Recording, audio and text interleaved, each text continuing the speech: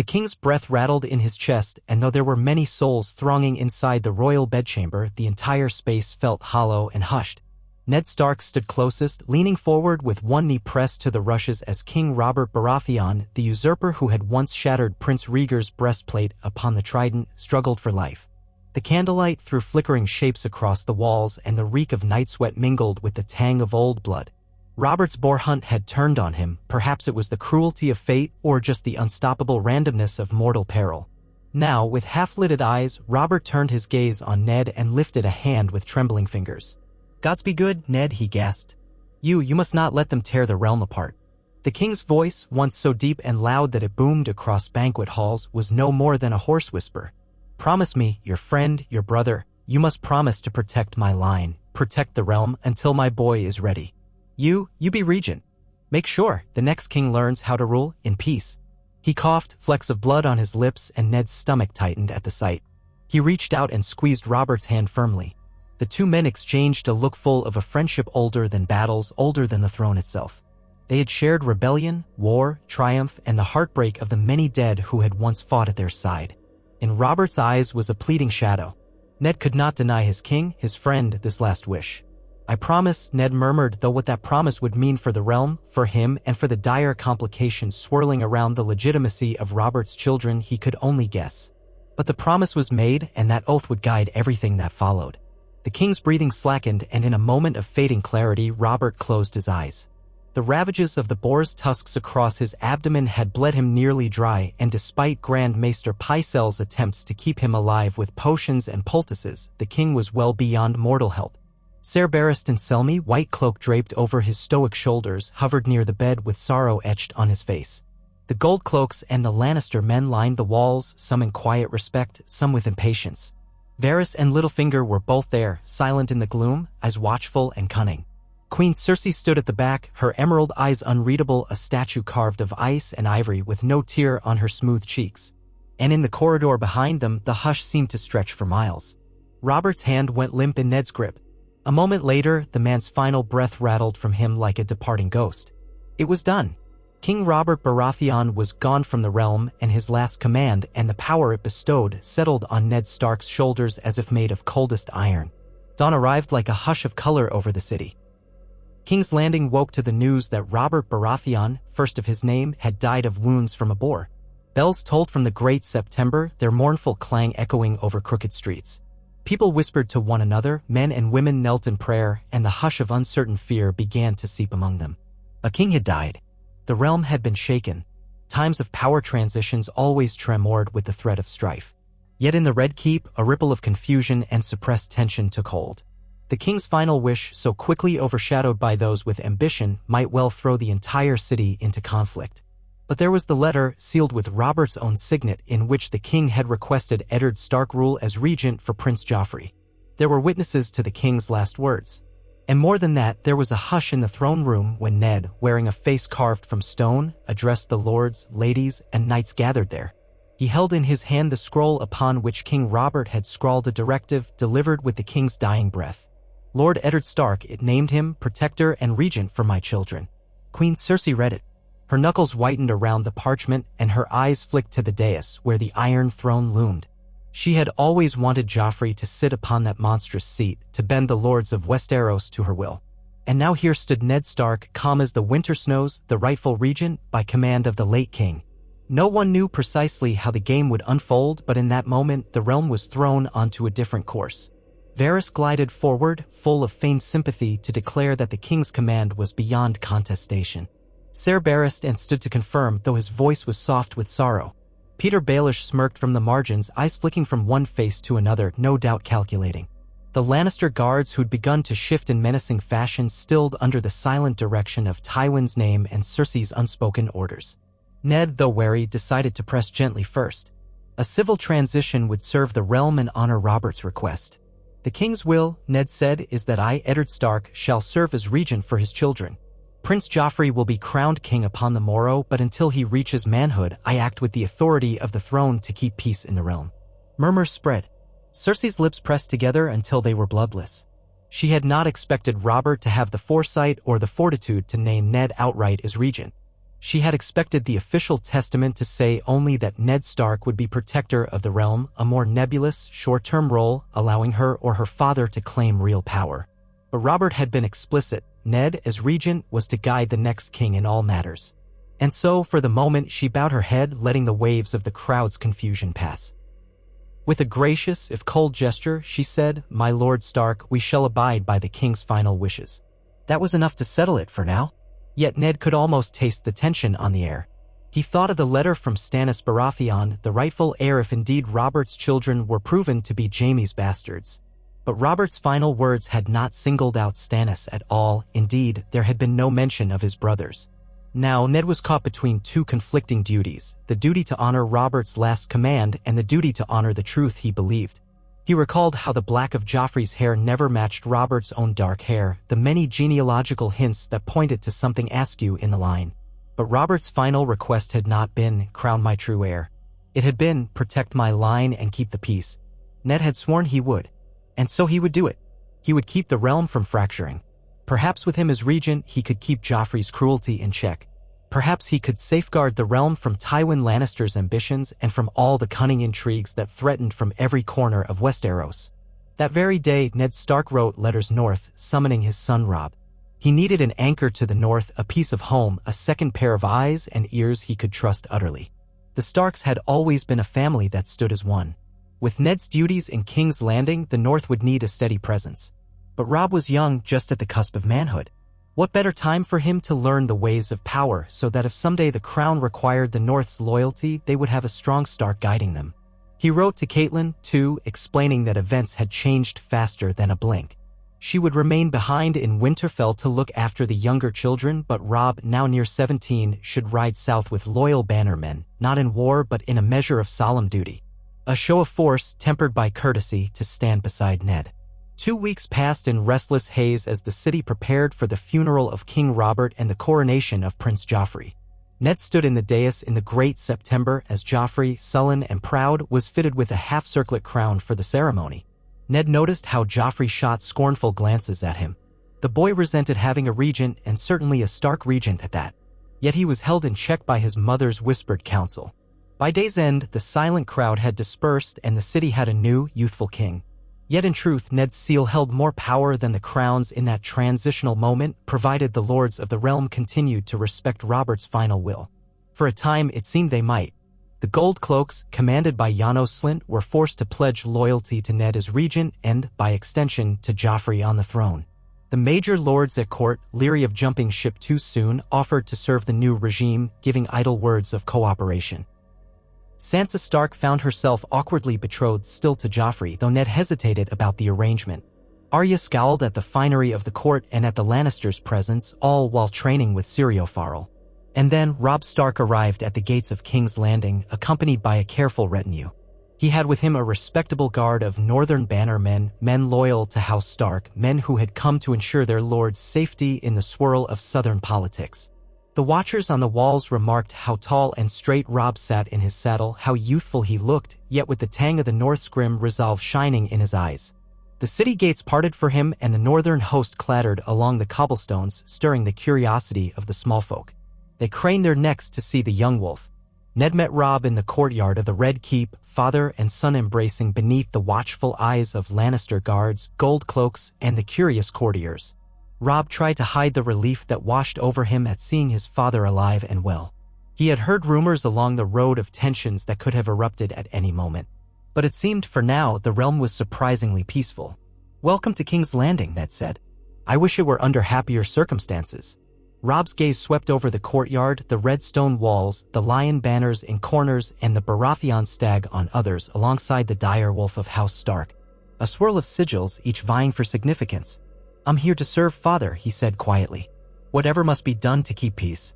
That evening, Ned hosted a small gathering of loyal lords and allies in his solar. Robb sat at his father's right hand. Maester Pycelle had offered his chambers for the meeting, but Ned had politely refused. He wanted fewer Lannister eyes. Around the table sat men like Ser Roderick Castle, who accompanied Robb, and the Blackfish Brynden Tully, who had journeyed from Riverrun to observe the new king's coronation. A few other lesser bannermen were there, plus some Stormland lords who were uncertain but wished to honor Ned's new station. In hushed tones, they spoke of the precariousness of the realm. "We have peace now, it seems," Ned said in a measured voice. "But peace is easily shattered if we are not careful. The Lannisters have not pressed any claims, at least not openly. Yet I do not doubt that Tywin Lannister will watch for any sign of weakness." "What of Stannis Baratheon?" asked the Blackfish, bristling with directness. "Surely he'll raise a banner to press his claim for the throne. He is older than Renly, and if the rumors of Joffrey's parentage are true, he let the words hang in the air." Ned's expression grew stony. "I have asked for ravens to be sent to Dragonstone to hold parley. If Lord Stannis chooses to appear with a claim, I want to speak with him first, see how we might avoid bloodshed." "Could we avoid the question of the boy's birth altogether?" asked Ser Roderick. "If your promise to King Robert was to guide his son, and Joffrey is recognized as Robert's son by the crown's decrees, then naming Stannis might break your vow." Robb looked between them, a line furrowing his brow. He had grown up with his father's sense of honor, but now was confronted with a swirl of moral uncertainties. "If Joffrey truly isn't Robert's son," he began, "then wouldn't that vow be—" "I gave my word to Robert," Ned cut in quietly, "and to the realm that recognized him. Yet if Stannis arrives with proof, or if Joffrey reveals he is unfit to wear the crown, I must still weigh the consequences. Robert entrusted me to keep the peace." He looked around the table. "That's exactly what I intend to do, but we must be prepared. The moment word spreads of the boy's questionable parentage, lords all across the Seven Kingdoms will be forced to choose sides." "War," said Robb with dread. "And the North will bleed, the Riverlands will burn, King's Landing will starve," added Brynden Tully. "We'd be fools if we let that happen lightly." Ned nodded. "We proceed cautiously. I cannot in good conscience dethrone the boy on rumor alone, no matter what I suspect or what I've learned. There is no sense unleashing that chaos. If the day comes that I must act, it will be because every other path has failed."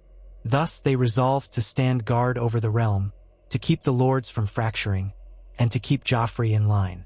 But good intentions alone did not ensure an easy path. In the weeks that followed, Ned found himself increasingly tugged between the demands of being regent and the friction with the queen. Joffrey was, in many ways, unmanageable, prone to cruelty, to outbursts of temper, to mocking his advisors. Yet with Ned Stark's unyielding presence looming over him, backed by northern steel and a fatherly authority that Joffrey had never truly faced, the new king discovered boundaries that he could not easily cross. When Joffrey demanded heads be put on spikes for minor offenses, Ned stepped in, calmly refusing. Joffrey's tantrums yielded nothing but stony silence from the Lord Regent. Cersei tried to undermine Ned by whispering in Joffrey's ear, but each time, the young king encountered the unwavering honesty and quiet dignity that was Ned Stark.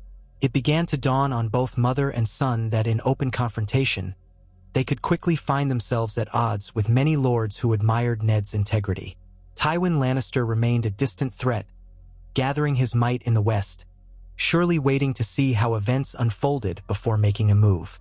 And so, for the time being, King's Landing was not the boiling cauldron of conspiracies it might have been. Instead, it was a tense balance. Ned walking a tightrope of compromise, ensuring that the Lannisters were not cornered enough to lash out, yet never allowing them to seize the reins of power. In that precarious climate, Robb learned as he watched, occasionally stepping in to speak with courtiers, forging quiet alliances with lesser lords, and developing a rapport with some of the Gold Cloaks. One evening, Robb ventured into the training yard where the King's Guard often sparred. The yard was bright with torches. Men clashed swords, battered shields. Robb watched from the sidelines, arms folded, noting the skill of Ser Barristan Selmy, who was guiding some of the younger knights in a practice drill. A hush fell as the Lord Regent's son appeared, though Robb hardly noticed. He was there to observe, to see how the capital's men-at-arms carried themselves. Ser Barristan, upon finishing the drill, turned and offered the young Stark a faint smile. "A good evening to you, my lord. Care to join us?" Robb stepped forward, glancing at the practice swords. His time training in the north had honed him well, but the older man's skill was legendary. "If you don't mind crossing swords with me, Ser Barristan, I'd be honored." A few spectators gathered, half expecting the old knight to swiftly best the youth. But Robb's footwork and reflexes were sharp. He was lean, quick, with the pride of a Northman fueling his movements. Ser Barristan might have been older, but he was no frail elder. He moved with graceful economy, forging tight arcs with the tourney blade. Their wooden swords clacked in the torchlight, each blow echoing across the yard. Robb circled, looking for an opening. Before too many passes, Barristan's blade tapped Robb's wrist in a lightning-fast strike. Robb let out a grunt, forced to yield that brief engagement. He stepped back, panting. "Your reputation holds true, Ser." Barristan inclined his head politely. "You do your father credit with your skill. You nearly had me once or twice." Robb wondered if the older man was simply being kind. Nonetheless, he inclined his head in return. That night, as he returned to the tower where the Starks lodged, he reflected on the differences between the North and King's Landing. In Winterfell, you knew your enemy could be the next winter storm, or the savage wildlings, or an other's tale from beyond the wall. But in King's Landing, the enemy was the man at your side with a whispered secret, the court lady who overheard something, or the cunning eunuch who seemed to know everyone's business. He understood that if he was to help his father keep the realm together, he would have to learn this game as well. And so, day by day, father and son worked in tandem, each in his own sphere. Ned took the official audiences, dealt with petitions from lords who traveled from afar, and saw to the business of the realm, harvest assessments, gold coin allocations, the appointments of new officers among the gold cloaks. Robb, meanwhile, built relationships on a more personal level. He spoke to younger knights, sowing the seeds of alliances with men who might not hold great houses but held swords and hearts that could be swayed by loyalty.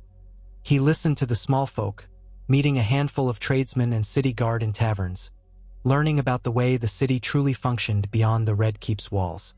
All the while, a new hush had grown in the city. The hush of rumor that King Robert had not died by mere drunken folly, that the boar's charge had been suspicious, that this or that person had been at fault. More disturbingly, the rumor that Joffrey might not be a Baratheon at all had begun to swirl in shadowy corners, only half believed or quietly dismissed. Ned kept a vigilant eye. He had told no one the full truth. But secrets in King's Landing were like seeds in fertile soil. They sprouted in the dark. Weeks turned to months. The small council changed shape. As regent, Ned chose to keep Ser Barristan on the Kingsguard, no question about that. Barristan was an emblem of honor. He tolerated Peter Baelish's presence on the council, though the man's smirk suggested a cunning that Ned neither liked nor trusted. Grand Maester Pycelle remained, droning on about precedents. Varys, in his soft-spoken manner, offered half-hints of conspiracies from across the narrow sea. Renly Baratheon, who once had eyes on the throne for himself, decided to remove himself from the capital, riding to Highgarden to consult with the Tyrells. That left the seat of Master of Laws vacant. Ned filled it with a lesser lord from the Crownlands whom he deemed honest enough. As the realm settled under the regency, Ned sent out more ravens to each major house, reaffirming King Joffrey's rule and requesting peaceful cooperation. Most lords responded with polite acceptance, though some, like the Lords of the Vale, seemed uncertain. The Eyrie, ruled by Ned's sister-in-law Lisa Tully Arryn, answered only in evasive language. Lord Tywin Lannister sent a stiffly polite reply, stating that House Lannister recognized the authority vested in Lord Stark by the late King's decree. There was no mention of love or trust, only the cold mechanics of formal acceptance. Now and again, Ned would allow Robb to sit in on small council meeting. NGS, so that the young man could learn firsthand the intricacies of governance. One afternoon, as the small council ended, Joffrey arrived, escorted by a pair of Kingsguard, one of whom was the Kingslayer himself, Jaime Lannister. Jaime's presence brought tension to the room instantly. Ned recalled too well the day he found Jaime seated upon the Iron Throne after the Mad King's downfall. Yet with Robert's final order in place, open conflict seemed unwise. Joffrey cast a disdainful glance around, then addressed Ned. "My Lord Regent, I've grown tired of these petty concerns. I would have a grand tourney, to show the realm our strength and to celebrate my ascension. The city yearns for spectacle. I command it." Ned pressed his lips together. He thought of the cost. Tournaments were expensive, especially ones fit for a king. The crown was already in heavy debt, thanks to Robert's lavish spending and the disruptions of court. "Your Grace," Ned said carefully, "perhaps we might consider a smaller event? The harvest this year." "No," Joffrey interrupted. "I want a grand affair. with the best knights in all the 7 kingdoms. Let them come and compete for the prize of 10,000 dragons. It will prove my right to rule. I won't have the realm whisper that the new king is some frightened child." Jaime Lannister seemed amused, crossing his arms and leaning against a column. "The boy wants his games. Let him have them, Lord Stark. It will keep the city well entertained." Ned refrained from letting the rising heat in his chest show. He glanced at Robb, who was listening intently. Then Ned said, "Tourneys are not just games, Ser Jaime. Sometimes they bring out resentments and men die in the lists. But if his grace is adamant, I will do my duty to fulfill his will. Yet we must carefully manage the cost." "Do it," Joffrey snapped, "and do it soon." He turned on his heel, cape swirling behind him, and strode away. Jaime followed with a lazy half-salute. Robb released a breath once they were gone. "He's quite sure of himself, isn't he?" "Pride and fear go hand in hand," Ned replied. "He wants to prove himself. If we deny him too often, he'll find other ways to gain power. For now, a tourney might be a lesser evil, if we can keep it from draining the treasury." Thus, word spread that King Joffrey would host a grand tourney in King's Landing. Knights from all corners of Westeros began to arrive. The city teemed with mercenaries, hedge knights, and sworn swords. Men came for gold, for glory, for a chance to show their prowess before the boy king. Along with them came banners of 100 sigils, swirling with color, fueling the capital with a sense of restless excitement. Ned saw the danger. More men with steel in the streets, more opportunities for cunning lords to meet behind closed doors. He reminded himself that part of his mission was to maintain calm. Robb accompanied him daily among the crowds, with a retinue of Northmen always discreetly close by. They watched for signs of trouble. They kept the peace or tried to. They showed the face of House Stark strong yet fair.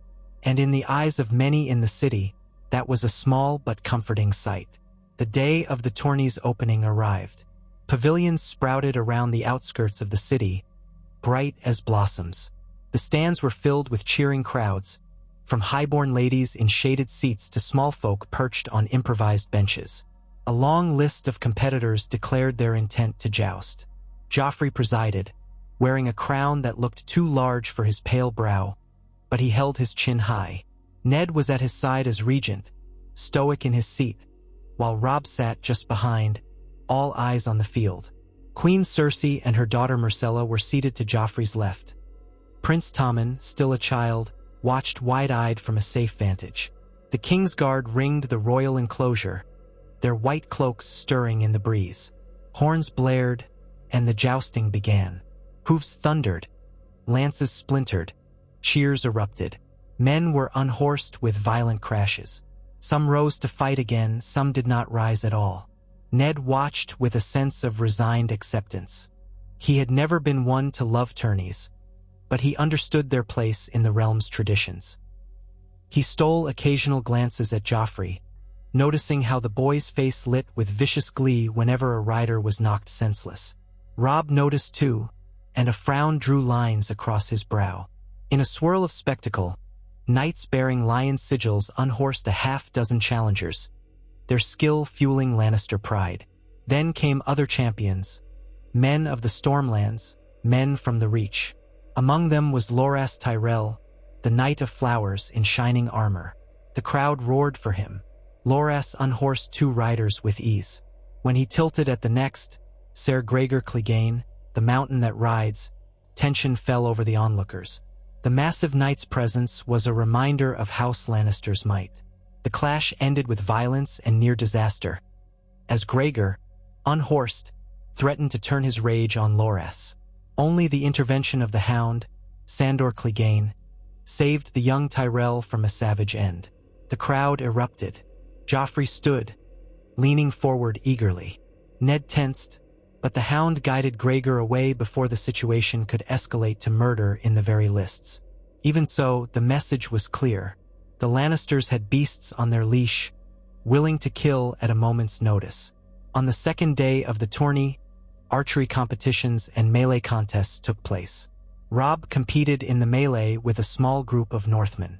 It was an enormous, chaotic fray within a roped circle. Last man standing declared the winner. Robb had skill, but more importantly, he fought with the discipline drilled into him by Ser Rodrik. He managed to outlast many, taking hits but giving more. At one point, a knight from the Vale struck him a hard blow to the shoulder with a mace, nearly toppling him, but Robb gritted his teeth, whirled, and brought the flat of his sword against the man's helm. The knight fell. Bit by bit, the field thinned. Cheers from the stands rained down. Finally, only Robb remained unbowed, battered but victorious. He stood there, chest heaving, sweat staining his surcoat. The herald declared him the winner, proclaiming House Stark's name with flourish. Joffrey looked on with a small scowl, but he gave a measured nod. When Robb approached the royal enclosure to receive the purse, the king spoke loudly. "The North remembers how to fight, it seems. I trust you'll use your skill to keep my realm in order." Robb's voice was calm, carrying over the hush. "Always, your grace. I serve the realm under my father's guidance as your regent." He bowed, then stepped back, ignoring the edge in Joffrey's words. That night, there was a feast to celebrate the tournament's champion Justers and melee victors. The great hall blazed with torches, the dais crowded with lords and ladies in their finery. Musicians played. Wine flowed. Food was heaped on platters: roast swans, honeyed dormice, suckling pigs. Robb, with a fresh tunic and an ache in his muscles, mingled among the crowd, though he felt a certain wariness in the swirling environment. He found himself exchanging polite words with Margaery Tyrell, who was there with her brother Loras. Margaery spoke gracefully, hinting that her family might look kindly upon alliances in the future. Robb, mindful, offered a courteous but non-committal response. Across the hall, Ned was in conversation with Peter Baelish, who offered that the crown might secure a loan to cover the staggering costs of the tournament. Ned, exasperated by further debt, tried to steer the conversation toward prudent budgeting. Meanwhile, Joffrey drank more than was wise, encouraged by some of the rowdier young knights, and at one point started to boast about how he would someday conquer all the free cities if he wished. Sansa Stark was present too, but she clung to the outskirts, alarmed by Joffrey's rowdiness. Deep into the night, as the feast was winding down, Robb stepped onto a balcony to catch his breath. The night air was cool against his face, scented by the distant sea. He heard footsteps behind him and turned to see that it was his father. For a moment, they just stood there, father and son, gazing at the moonlit towers of King's Landing. "You fought well in the melee today," Ned said. "I was proud to see you hold your own." Robb inclined his head. "Thank you, father. I've never been in a crowd that large. I kept thinking how each mistake might be my last. But I managed." "You did." A small pause. "I worry about you in this city, but I'm glad to have you near. Your presence and that of our bannermen keeps certain wolves at bay." Robb understood the double meaning. "The Lannisters watch us carefully." Cersei's gaze could burn through steel. "She seems to resent that we hold power over Joffrey's decisions." "She does," Ned said with a sigh. "But so far, she hasn't openly challenged the king's decree. Let us hope it remains that way." They fell quiet, hearing only the distant revelry from within the hall and the sigh of the wind. "Father," Robb asked in a low voice, "do you believe Joffrey will make a good king?" Ned's gaze darkened. He let out a measured breath before replying. "I think he's young. Perhaps not beyond saving if he learns. But if he fails to learn, we must be ready to steer him or restrain him. And if we cannot?" Ned studied his son's face. "I made a vow to Robert. I also vowed once to protect my family, to act always with honor. If Joffrey becomes a threat to the realm, we would have to find another path. But I pray it doesn't come to that." Robb nodded solemnly. They stood for a while longer under the moon, father and son together, as the city beneath them glittered with torches and distant lights. Over the next season, small changes began to weave themselves into the tapestry of the capital. With Ned Stark as regent, the coin that might have been frittered away on lavish nonsense was carefully allocated. Some of the city's more egregious corruption was quietly pruned. Bribe-taking gold cloaks were dismissed, replaced by men whose loyalty was more secure. Baelish's frustration at losing some footholds in the city's finances was masked behind easy smiles. The queen snarled in private at these slow changes but could do little about them. Her father remained in the west, and Joffrey's authority was curtailed so long as the realm recognized Ned's regency. Meanwhile, news from the wider Seven Kingdoms was mixed. Pike stirred with rumors of rebellion from the Ironborn, though none had yet come to pass. In the Stormlands, some lords still whispered of Stannis's rightful claim, but Stannis himself did not appear. He had not responded to Ned's invitation for parley, nor had he made any formal claim. Renly remained in the Reach, flirting with potential power alliances. And across the narrow sea, whispers of Daenerys Targaryen, the last dragon, filtered in. Some said she might have a child, some said the Dothraki were preparing to cross the sea. But no army had yet landed, and so the Targaryen threat remained distant if real. Slowly, the realm grew accustomed to a sense of uneasy stability. And that was when Tywin Lannister sent word that he wished to visit King's Landing and pay homage to King Joffrey.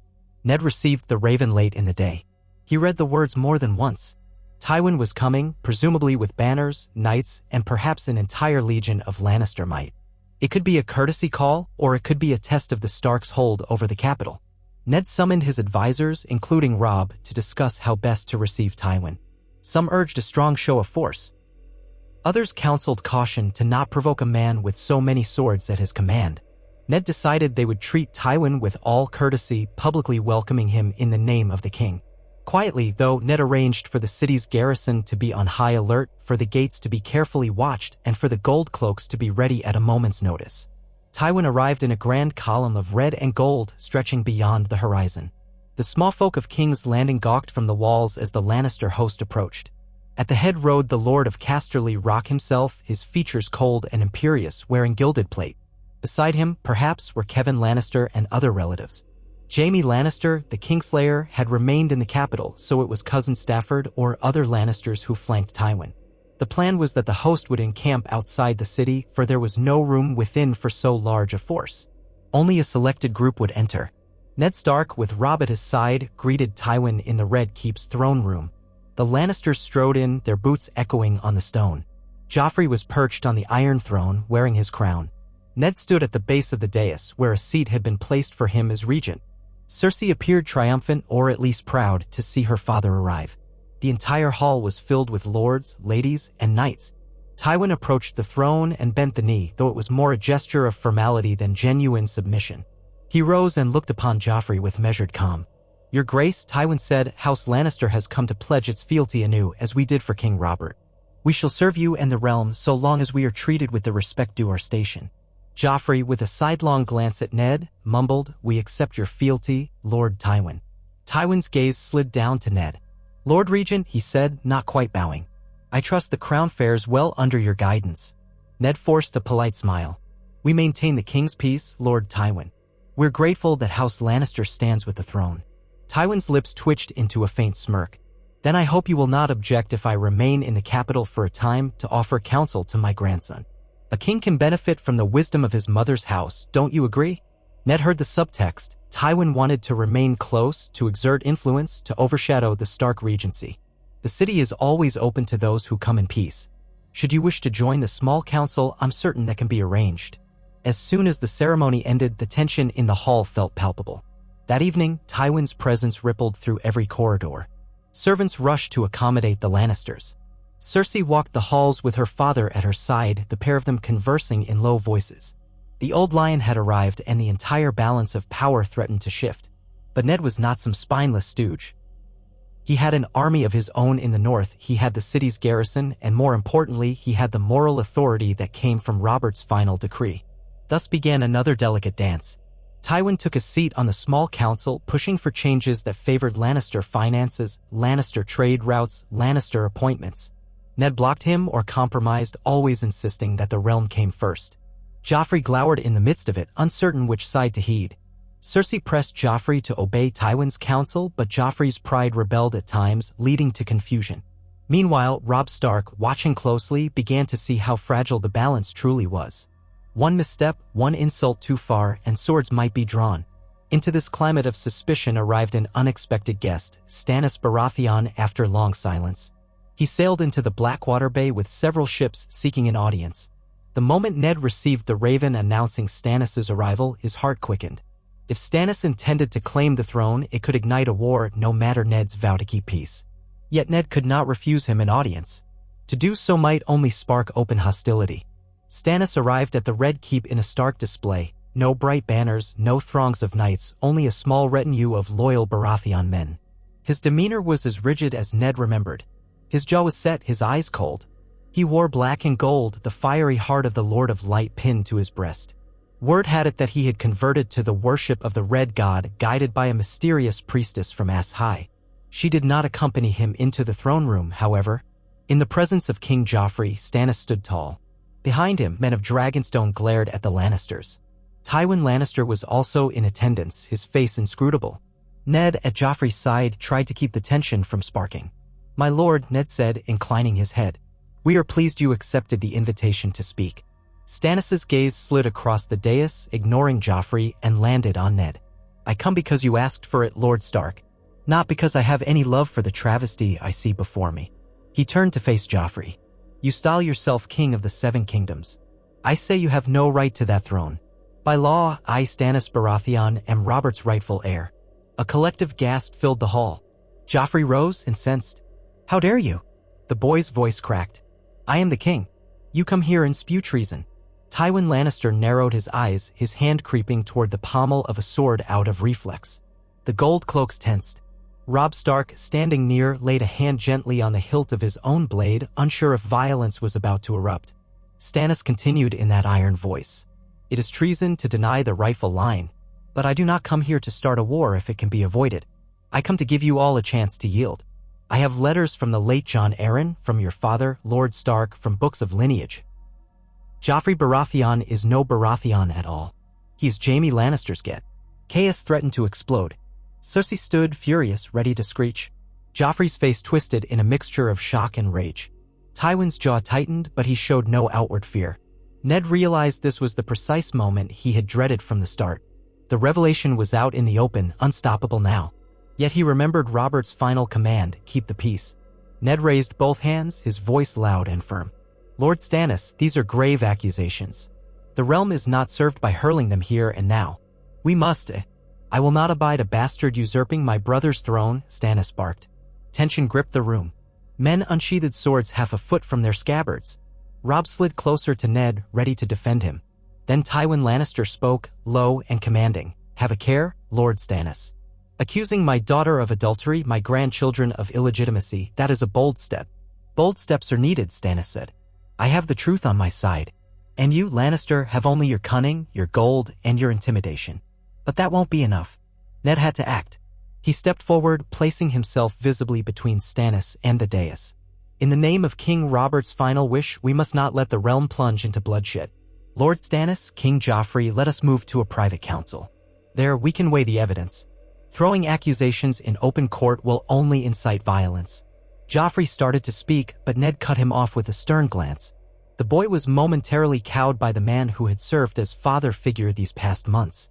Tywin, after a long moment, gave a curt nod.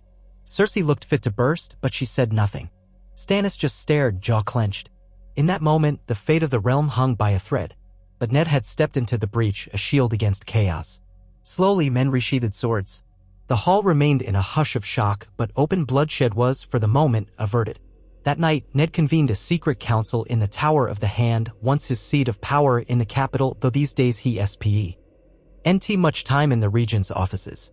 There, Stannis arrived with 2 loyal knights. Tywin arrived with Kevan Lannister and Jaime Lannister, as well as Cersei. Joffrey remained behind by Ned's stipulation: too many hot tempers in one room would be a powder keg. Robb and Ser Barristan were also present, each acting as potential mediators. The door was guarded by loyal men of the North and a handful of gold cloaks who still recognized Ned's authority. The tension in that room was so thick it seemed like the air had turned to iron. Stannis laid out his claims, the diaries of Jon Arryn, who had discovered the truth of Joffrey's parentage. The genealogical records that each Baratheon child in recorded history had black hair. The fact that Joffrey, Myrcella, and Tommen were all golden-haired, matching the Lannister line. "I will not allow a false king to sit the Iron Throne," Stannis declared. "By every right, it is mine." Cersei spat at him. "All your dusty books prove nothing. I was Robert's queen. My children are Robert's children. If you want to question the royal lineage, you must have stronger evidence than these scribbles." Jaime Lannister's expression was inscrutable, though a muscle in his cheek twitched. Tywin stared, silent, measuring. At last, Ned spoke. "I have known of these discrepancies for some time. Jon Arryn's final words to me, the seed is strong. He believed that none of the queen's children carry Baratheon features. Still, as regent, I have striven to avoid open conflict." He turned to Stannis. "Your claim may be valid, but if we act on it now, we risk war." Stannis' voice was like a blade on a whetstone. "Better a short war for truth than a prolonged lie." Tywin exhaled through his nose. Of course you'd say that because you stand to gain all. Lord Stark, remember your vow to King Robert. He asked you to protect his line. My grandson is his line. His line? Stannis snarled. The king asked Ned to protect illusions? Ned raised a hand, quieting the outbursts. Lord Tywin, you understand that if proof is brought forth of Joffrey's illegitimacy, many lords will not stand behind him. The realm's loyalty is not so easily commanded. The name Lannister alone won't ensure compliance. We risk the entire kingdom splitting in two if we handle this poorly. Cersei's eyes were blazing with hatred. You speak treason, all of you. My son is the king. Tywin pinched the bridge of his nose. I will not allow House Lannister to be disgraced, he said, measured but deadly. If it must come to swords to settle this, so be it. But perhaps there is another way. At that, a ripple of surprise went through the room. Stannis narrowed his eyes. What do you propose? Tywin's gaze flicked to Ned. Lord Stark, we all know your devotion to the realm's peace. We also know what might happen if we tear each other apart. The Greyjoys might rise, the Dornish might break away, the Targaryen girl might land with a horde of Dothraki. The Seven Kingdoms would be in chaos. If House Baratheon and House Lannister come to terms, perhaps there is a path that doesn't lead to war. Come to terms? Stannis repeated with scorn. And how would that work? You accept that your so-called king is no rightful Baratheon, but still keep him on the throne? I will not bend the knee to a lie. Robert would never have wanted that. Ned looked from Tywin to Stannis. Is there a way we recognize your claim, Lord Stannis, but maintain that Joffrey, Tommen, and Myrcella are children of Queen Cersei and remain of the royal household? If the realm were to see an orderly transition. Never, Cersei hissed. I will not have my children disinherited. And so it went, the conversation teetering between the possibility of compromise and the threat of bloodshed. Jaime Lannister occasionally scoffed, crossing his arms as if bored by the entire debate. Robb stood by his father's side, a silent presence, observing that no matter how calm Ned tried to be, the passions in the room threatened to boil over. Finally, Ned tried one last approach. We can spend the night in arguments, or we can propose a structured approach to confirm or deny these claims. If we gather certain lords impartial to both Baratheon and Lannister, we can examine the evidence in a fair hearing. If it is proven that Joffrey is not Robert's son, then as regent, I must abide by the law of succession. That would name Stannis as king. But King Stannis, he turned to the man, would be expected to ensure peace for the Lannisters, not vengeance. Could you swear to that? Stannis's face was carved from stone, but eventually he said, if the throne is mine, I will ensure justice, not blind vengeance. The law must stand for all. But the Kingslayer will face trial for his crimes, including the murder of the Mad King. Which saved the realm, Jaime cut in, lifting a brow. You're welcome. Cersei gripped her skirts as though to tear them. Trial for protecting us from a lunatic? This is madness. I will not do. Tywin's voice cut through. Enough. Lord Stark, you risk lighting a wildfire here. Do you truly imagine the realm can endure the dethroning of Joffrey without an explosion of violence? Not if we keep it hidden and spring a sudden coup, Ned admitted. But if we handle it lawfully with a proper hearing of lords, we might stand a chance of a peaceful resolution. The next king, whoever it is, could be recognized by a majority of the realm. We could avoid war. There was a hush. Stannis wore the look of a man ready to press his claim by steel, but Ned's approach offered him legitimacy without open battle if all went according to plan. Tywin looked furious at the idea that House Lannister might suffer such a scandal, but he was too shrewd to dismiss it outright. The alternative was direct confrontation, which might see Lannister forces pitted against Baratheon, Stark, Tully, Arryn, and more. The cost would be immeasurable. And though Tywin loved to wage war when victory was assured, this scenario seemed less certain. I will not condemn my daughter or her children without proof, Tywin said at last. If you want to arrange such a hearing, do it properly. Summon the High Septon. Summon neutral lords. Let them weigh the evidence. But know this, Stark. If it goes against Joffrey, you must ensure that House Lannister's rights and safety are preserved, or it will be war. Ned nodded gravely. I understand. He turned to Stannis. You will abide by the hearing's outcome? Stannis's lips thinned. If it is fairly conducted, yes. If the outcome is a lie, I will not abide it. Then we shall attempt to do the impossible, Ned said, and keep the peace. The meeting ended, fragile as spun glass. Cersei stalked out, furious, Tywin not far behind. Jaime exchanged a look with Ned that was inscrutable and then followed. Stannis departed in grim silence. Only when they were gone did Robb exhale, as though he'd been holding his breath for an hour. "Father," he said, "you're attempting to do what no one has done in living memory, resolve a succession crisis without war." Ned allowed himself a weary smile. "That's what Robert asked of me. That's what the realm deserves. But we are not out of danger yet. Not by a long mile." In the days that followed, Ned Stark summoned a conclave of respected lords and knights from various regions who had minimal connection to Lannister or Baratheon. Some came grudgingly, but the presence of the High Septon, along with the regent's formal request, lent gravity to the affair. The hearing was scheduled to take place in the Red Keep, behind closed doors, with a representative number of watchers. Joffrey was furious at being told he must await the outcome of some hearing. But Ned insisted, and Tywin, for now, reigned in his grandson's temper with cold logic. Rumors exploded across the city. Word spread that the crown prince might be declared illegitimate.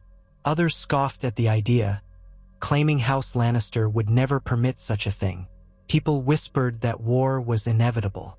The city grew tense, but Ned pressed forward, determined to do this by the law. On the appointed day, the hearing convened. The High Septon was present, along with a handful of impartial lords, among them Brynden Tully, Wyman Manderly from the north, Paxter Redwyne from the Reach, not closely tied to the Tyrells, and several others of lesser fame. Stannis presented his evidence. Genealogical records, statements from servants who had witnessed suspicious conduct, the testimony from Pycelle's potions for Cersei, allegedly to prevent another dark-haired child from being born. The so-called darkest secret of the court was laid bare. Cersei, with Tywin's help, refuted or belittled each piece of evidence. She declared that Robert had fathered her children, that the differences in hair color were trivial. She even claimed that Robert had known and that the seeds of these rumors were sown by enemies of House Lannister. Jaime did not appear in the hearing to testify, which in itself was telling. Ned stood outside of it in the role of regent tasked with ensuring the process was fair. Robb watched from the sidelines, heart-pounding. He realized that no matter the outcome, half the realm might cry foul. Yet if enough of these lords bore witness, perhaps they could collectively avert the worst. After days of presentations and arguments, the lords deliberated. The High Septon prayed. Tensions in the city rose to a fever pitch. Goldcloaks and Lannister men nearly came to blows more than once. The Northern Banner men braced themselves, worried that a single spark would ignite the entire city. Finally, the day of reckoning dawned. Within the Red Keep's throne room, the assembled lords pronounced their determination. By a narrow margin, some swayed by the genealogical evidence, some by fear of the alternative, they found that Stannis Baratheon had presented a credible case for Joffrey's illegitimacy. In a trembling hush, the High Septon said, "It is the conclusion of this hearing that Prince Joffrey Baratheon is not, in fact, of the late King Robert's blood. Therefore, by the laws of succession, the rightful king is Stannis of the House Baratheon." An explosion of cries erupted. Cersei shrieked her denial, Tywin roared, a circle of Lannister men rushed forward. Stannis's men brandished steel. The Goldcloaks stepped in. In that swirling moment, a slaughter could have broken out. Ned Stark rose to his feet, slamming the base of his sword scabbard onto the stone floor. "Enough," he thundered, his voice echoing. "In the name of the realm, I command peace." Astonishingly, the Goldcloaks managed to hold the line. Robb and his Northmen stepped between the combatants. Ser Barristan drew his white sword, pointing it at the floor in a silent warning. Tywin, face contorted, held his men back for the instant. Stannis, rigid, stared at Ned. Ned turned to the newly declared king. "Your Grace, if you press for violence now, you will have the blood of thousands on your hands. Robert made me regent to preserve peace. I ask you to honor that. Show mercy to the Lannisters, who stand to lose everything." Stannis's lips thinned. "Justice must be done, but I am no butcher. I will permit them to keep their lands if they submit to my rule. I will demand hostages to ensure their loyalty." Tywin spat, "Never. House Lannister bends the knee to no one who calls my grandson a bastard." Chaos threatened to break out again. Yet Ned pressed forward, placing himself between Tywin and Stannis. "We are on a precipice," Ned said, his voice carrying through the hall. "If House Lannister refuses to bend the knee to the rightful king as declared by the realm's lords, we face open war. If King Stannis cannot grant them terms they can accept, we face open war. The city will burn, men will die, the realm will tear itself apart." Silence stretched, broken only by the echo of distant footsteps. All eyes fell on Tywin. He was a proud lion, cornered. If he refused, he risked facing the combined might of the Baratheons, the North, the Riverlands, and perhaps others. But Tywin Lannister had not lived this long without knowing when to retreat. Slowly, deliberately, he stepped back. "We will speak further," he said through gritted teeth. "But let it be known that any harsh terms thrust upon us will be met with steel." Stannis gave the slightest of nods, acknowledging that the matter was not resolved. But for that day, at least, the city did not drown in blood. And so a tenuous road opened, negotiations for House Lannister's submission. The hearing had named Stannis king, but the final shape of the realm was yet uncertain. Joffrey was removed from the throne room, despite his screaming and threats. Tommen and Myrcella were locked away under guard for their own protection. Cersei was placed under a form of house arrest, though not in a dungeon. All under Ned's watchful arrangement, for he strove to keep them alive and ensure they remained bargaining chips rather than become martyrs. For days, negotiation after negotiation took place. Stannis demanded that Jaime Lannister face trial for regicide of the Mad King. Tywin demanded that Joffrey and the other royal children be spared humiliation and be recognized as royal wards or at least not declared traitors. Stannis was reluctant, but Ned insisted that a path to peace required some measure of mercy. All the while, the city shook with rumors that Tywin might lead his host in a surprise attack. Ned quietly coordinated with the Gold Cloaks and the Northern Bannermen to ensure such an attack would be met swiftly. Robb Stark never left his father's side during these days. He saw how Ned's face grew lined, how the weight of the realm pressed down on him. He assisted wherever he could, coordinating details, speaking with lesser lords to quell pockets of dissent. Arya and Sansa remained mostly confined to the Stark quarters, safer away from the swirl of potential violence. Word came from Winterfell that Catelyn prayed daily for them all. Bran was well, Rickon too. The North was quiet, but watchful. Bit by bit, the shape of a grand compromise emerged. Tywin, faced with the reality that the realm's declared king was Stannis, agreed to have Joffrey step aside from the throne. In exchange, Stannis agreed that Joffrey would not be executed for treason or declared abomination. Instead, the official story would be that Joffrey renounced his claim in favor of the elder Baratheon line. Stannis insisted that the Kingslayer would stand trial, though Tywin bargained that the sentence might be exile to the Wall, or at most the Black Cells, rather than a public execution. That remained a sticking point, for Jaime Lannister was the Golden Son, and Tywin burned at the thought of him humiliated.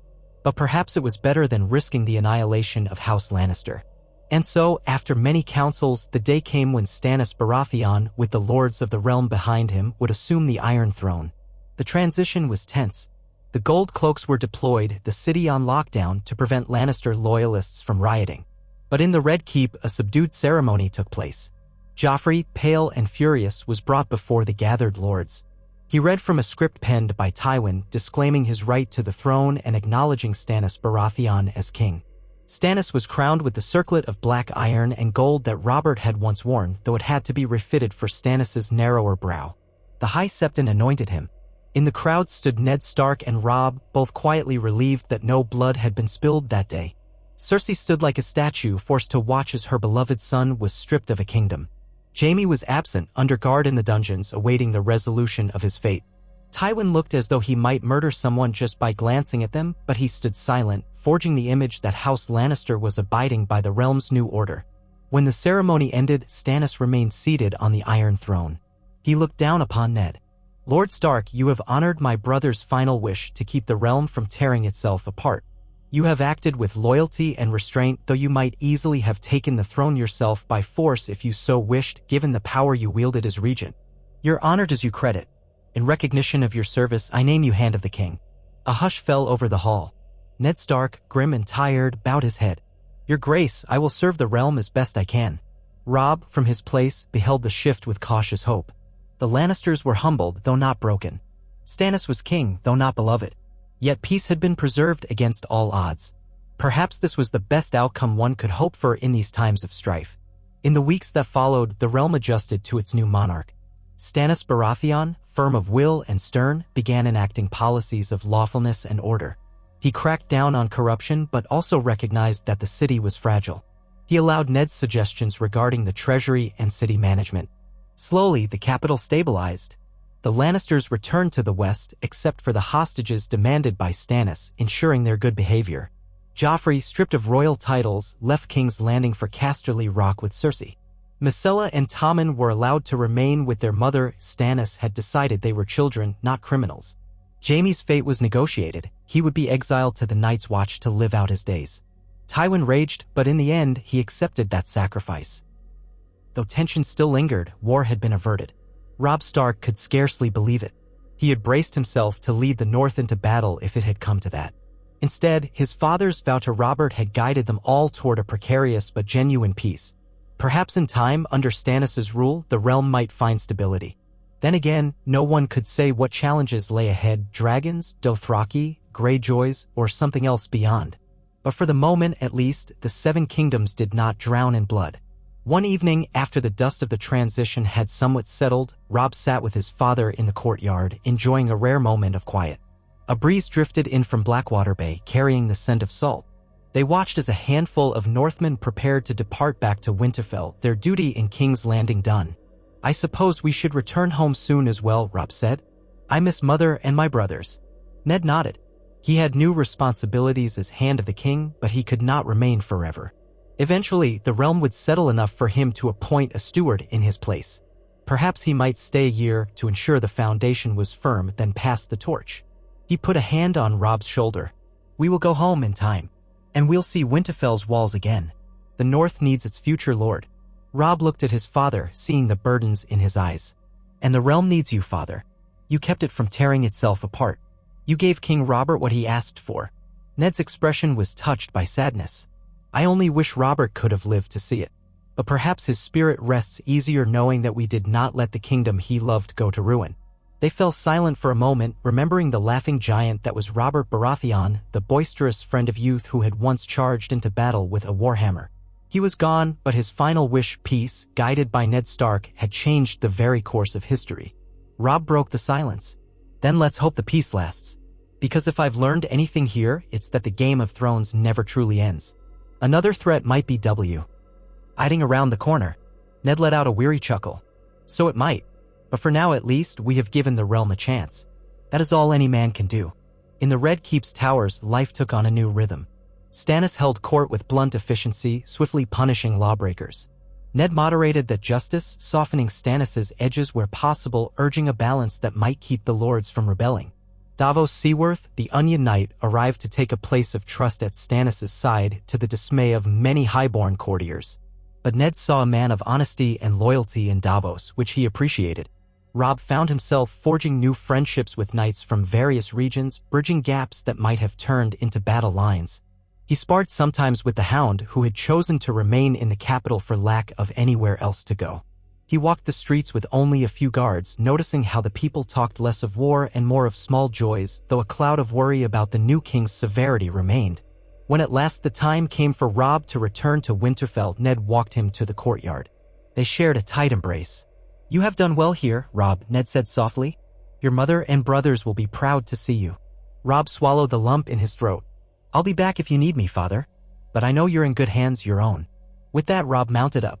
Behind him, a column of northern riders waited, carrying the Stark banners. He gave one last look at the Red Keep, the place where so many had clashed swords in pursuit of power. Then he urged his horse forward, heading for the gates. The city folk watched the northern host depart. They had arrived once, ready to defend the Stark regent. They left having helped steer the kingdom to a precarious peace. Perhaps the people of King's Landing would one day tell tales of how Ned Stark and his son Robb guided the throne after King Robert's death, averting a war that might have drowned the realm in blood and fire. As the gates closed behind him, Robb felt a swirl of relief and sadness. He thought of the future, of the snows of Winterfell, of the years ahead. Back in the Red Keep, Ned Stark would serve as the hand to King Stannis, bridging a tenuous alliance with Tywin Lannister that might yet unravel. But for the moment, the realm was not at war. The specter of a five-king conflict had vanished, replaced by a single monarch. Though the road ahead was uncertain, though shadows gathered in the east and rumors spread of dragons and undead rising in the far north, for now this was what had become of Robert Baratheon's final wish, that Eddard Stark would guide the realm, protect his children though. In truth, those children turned out not to be his, and ensure that Westeros did not tear itself apart. In that mission, Ned and Robb Stark had stood together, father and son, forging a path through cunning and courage. They had earned the realm's reprieve, however temporary.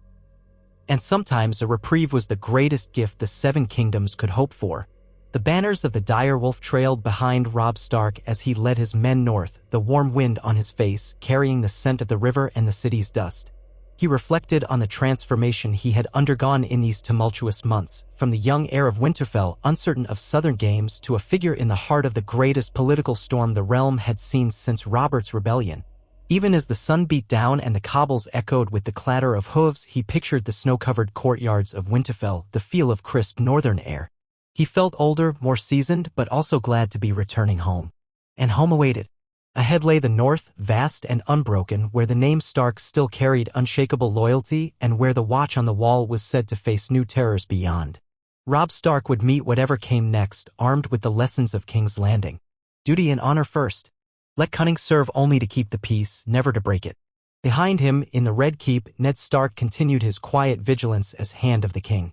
He sat in council with Stannis, forging new edicts, addressing the realm's problems, always seeking to hold together the fragile alliances that had prevented war. The day might come when war was unavoidable, when the Targaryen heir landed in force, or when the restless Ironborn attacked, or when the Lannisters sought revenge. But for now, the realm drew breath, spared from carnage. And all because Robert Baratheon, in his final hour, had found just enough clarity to entrust the realm's future to the one man he knew would place honor above ambition. Because that man had a son who, though young, possessed a good heart and a willingness to learn. Because a handful of lords, knights, and perhaps the gods themselves had not desired to see Westeros drenched in blood once again. So the city doors closed behind the northern host and the realm continued on, perched on the edge of the next chapter, uncertain but alive. Winter might still come, dragons might still come, and the unquiet dead might still stir in the far wastes of the north. But the doom everyone had expected, the savage, immediate tearing apart of the Seven Kingdoms, had been forestalled by the steady hand of House Stark. In that sense, Robert Baratheon's final wish had been granted. And in a land where the Game of Thrones devoured the honorable, that in itself was a small miracle. The wide world beckoned as Robb Stark and his Northmen rode away from King's Landing, but he could not help glancing over his shoulder at the city's red walls and high towers. Beneath the scalding southern sun, the capital shimmered with the memory of all that had transpired, crowds thronging for Joffrey's coronation, then straining to witness his dethronement, gold cloaks shifting loyalties. The newly crowned King Stannis Baratheon taking the Iron Throne with Ned Stark by his side. Robb felt as though he had lived half a lifetime in those few months. Learning the art of peacemaking in a place so fraught with intrigue and potential violence that every dawn might have seen swords drawn. Yet blood had not been shed. For the first time in generations, the matter of succession had been resolved without an immediate civil war. That was his father's doing, his father, and the final wish of a dying King Robert. The memory of Robert Baratheon's powerful voice, fading to a whisper in Ned's ear, hung in Robb's mind. It had led them all down a path none had expected. But that path, though it had ended short of mass slaughter, was not free of hidden perils. Ahead lay the uncertain future. How Stannis Baratheon would rule, how House Lannister would respond, what fate would befall the exiled prince, Joffrey, and whether the realm could withstand threats from beyond its borders. Despite the swirl of such thoughts, Robb felt the tug of relief as he and his men passed beneath the city gates. King's Landing's dusty, crowded streets gave way to the open road, lined by hedgerows and low fields. Summer's warmth beat down on them.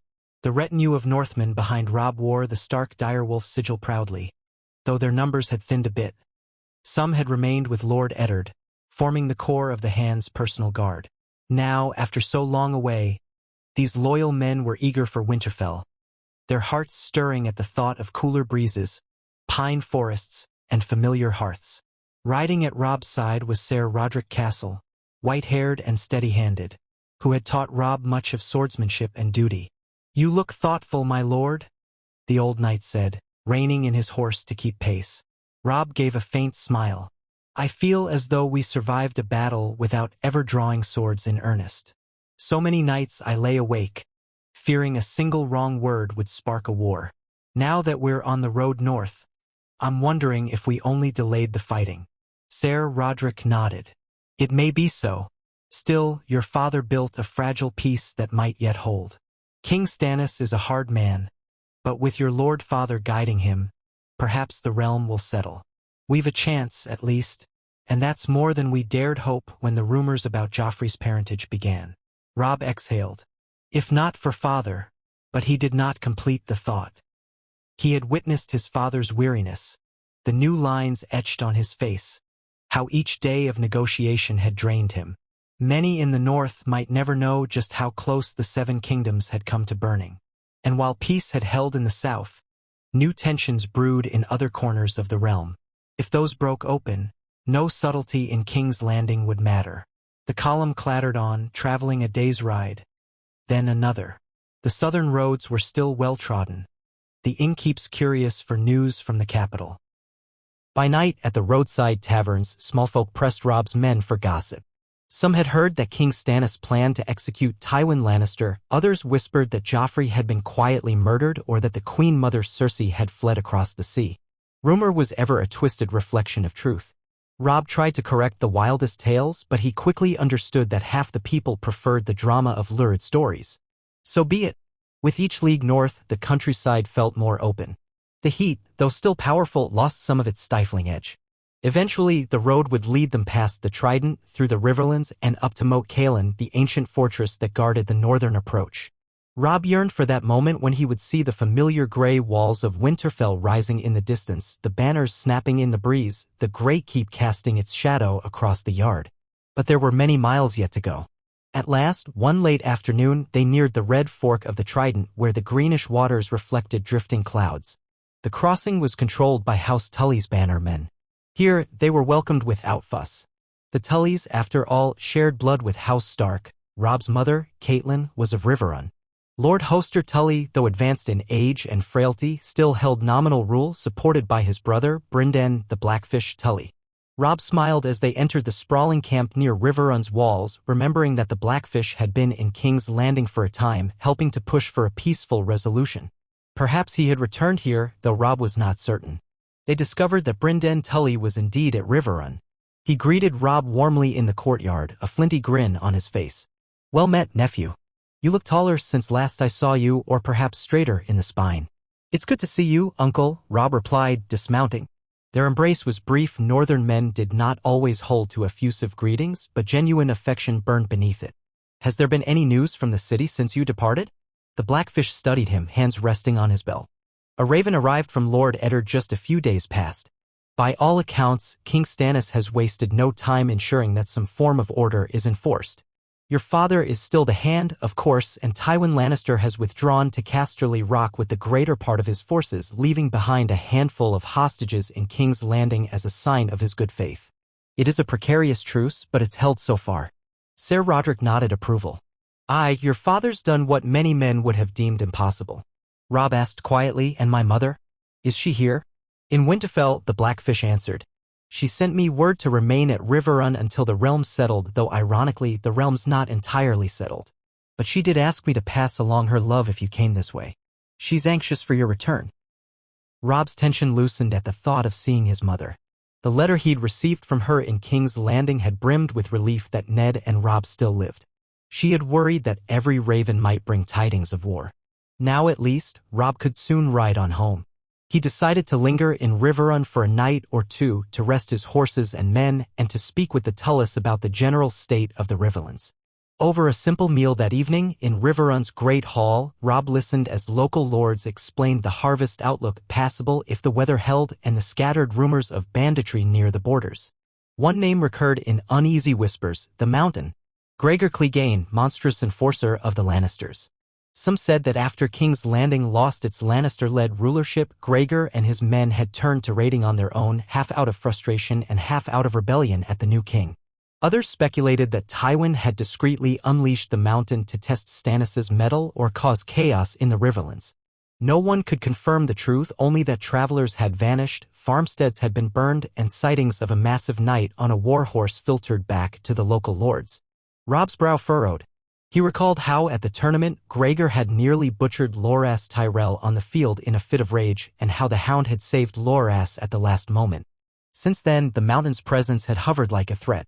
This is troubling indeed, he said, pushing aside a half-eaten trencher of stew. If he's turned outlaw, we can't stand idle. The Blackfish made a grim noise in his throat. I've already begun dispatching outriders to confirm. If it's him, we'll need a concentrated effort to bring him down. The man's a beast and cunning in his brutality. Ser Roderick agreed. King Stannis and Lord Eddard won't stand for lawlessness of this sort.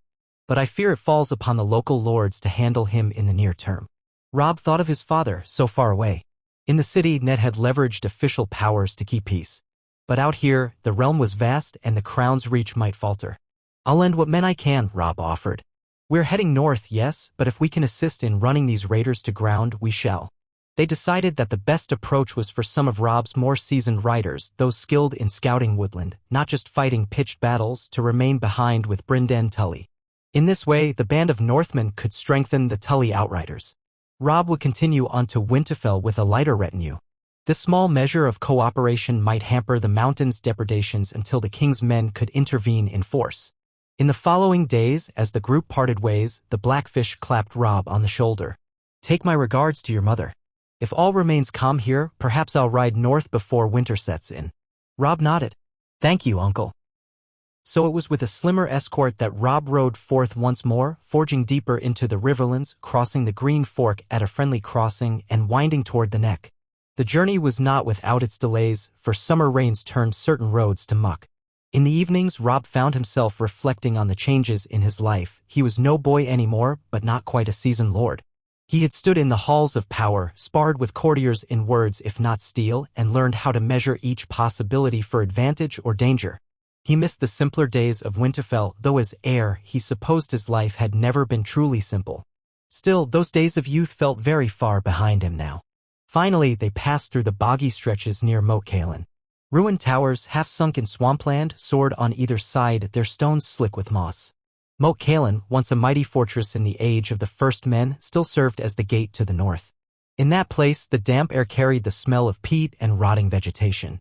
The local crannogmen watched from hidden vantage points. Most had sworn centuries ago to House Stark. Robb's group was waved through without hindrance.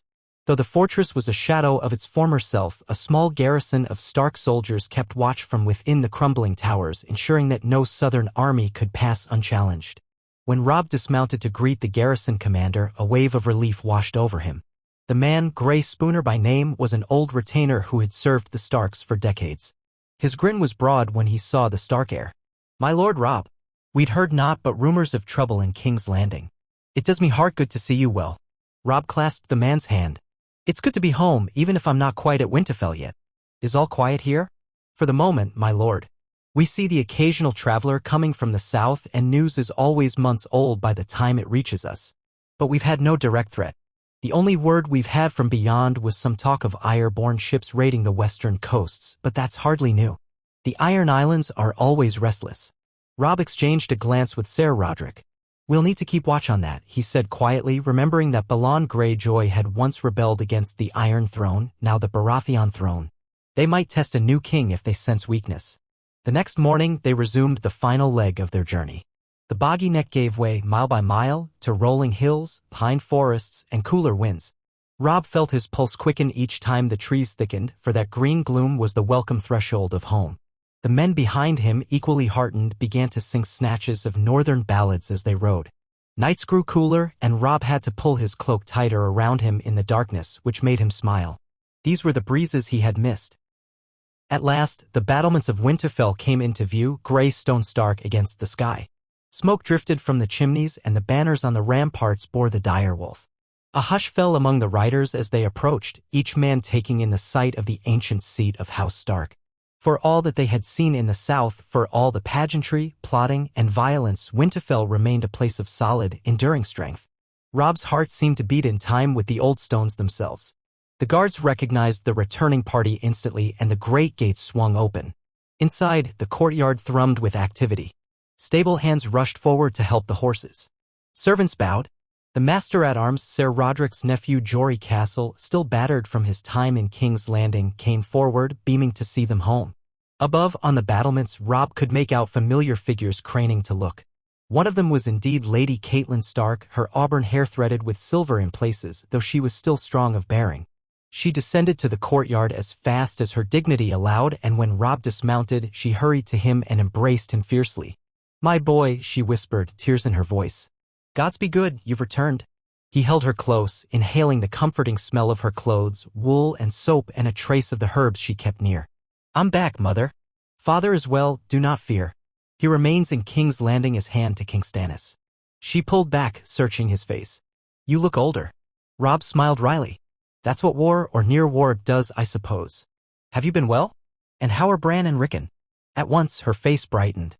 "They're both taller, and they will be overjoyed to see their brother at last. Bran's walking is not what it once was, but he manages on occasion with Hodder's help. Arya is still in King's Landing with your father, yes?" She sounded concerned. Robb nodded. "I and Sansa too. They were safer there, ironically, once it became clear war was not going to explode. Father thought it best to keep them close under his protection. Besides, Sansa is, or was, betrothed to Joffrey, but that's no longer certain with everything that happened. Regardless, Father wants to keep an eye on her. He may send them north soon enough, I'm sure." Catelyn pressed her lips together in a tight line at mention of Joffrey. "I pray that arrangement is dissolved properly," she said, and then took Robb's hands in hers. "But come inside. You must be exhausted. You'll want to see your brothers, and I'll have hot food and a good bath drawn for you." That evening, Winterfell's hall glowed with a modest feast in honor of the heir's return. It was not a lavish affair on the scale of King's Landing, but Robb felt far more at ease among these sturdy northern folk. The flames in the hearth crackled, hounds lingered near the tables, and the scent of roast venison and fresh bread made his mouth water. He embraced his younger brothers, Rickon with his wild, boyish glee, and Bran with a shy smile. Bran spoke of his ongoing lessons from the old stories, how the three-eyed raven still haunted his dreams, but Robb, though concerned, tried to mask it behind warmth. After they'd eaten their fill, Robb found a quiet moment to confer with his mother. In her solar, lit by a single candle, they spoke in low voices.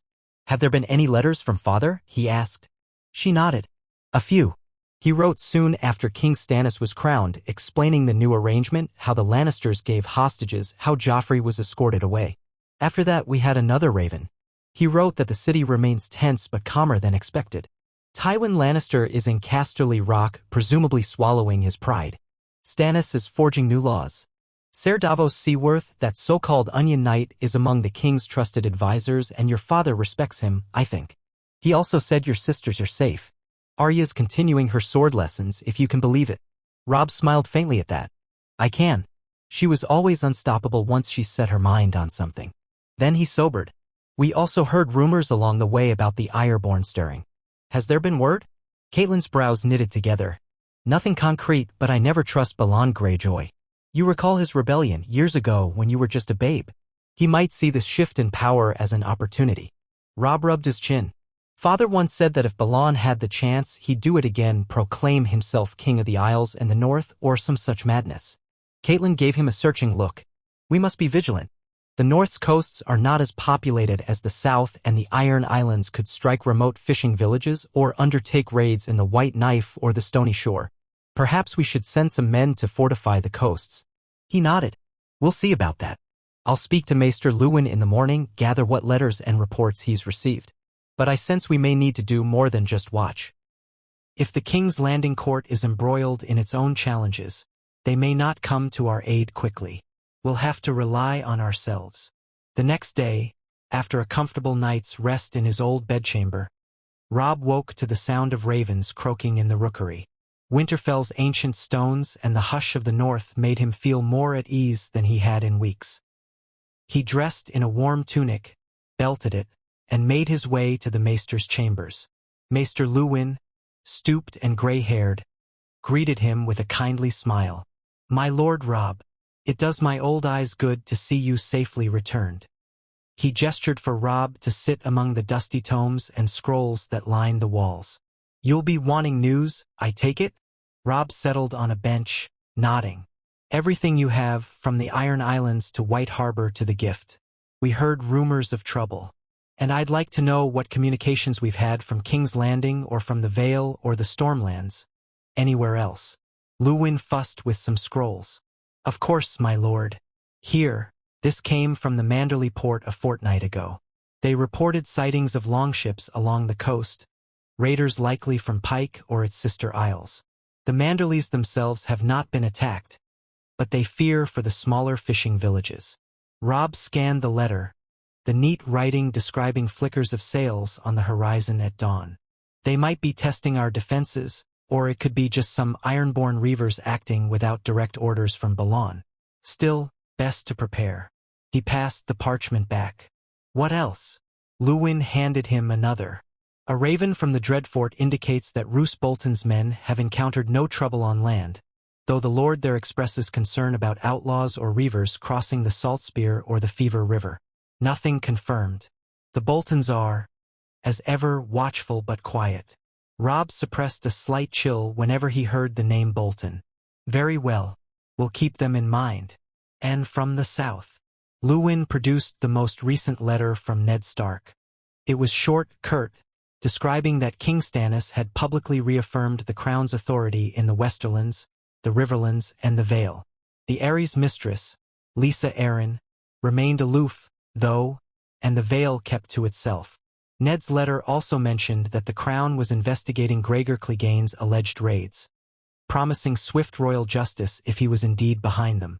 Tywin Lannister, though resentful, denied that the Mountain was acting under his orders. That Ned wrote was nonsense, but to prove otherwise would be difficult. Meanwhile, the negotiations over Jaime Lannister's fate continued.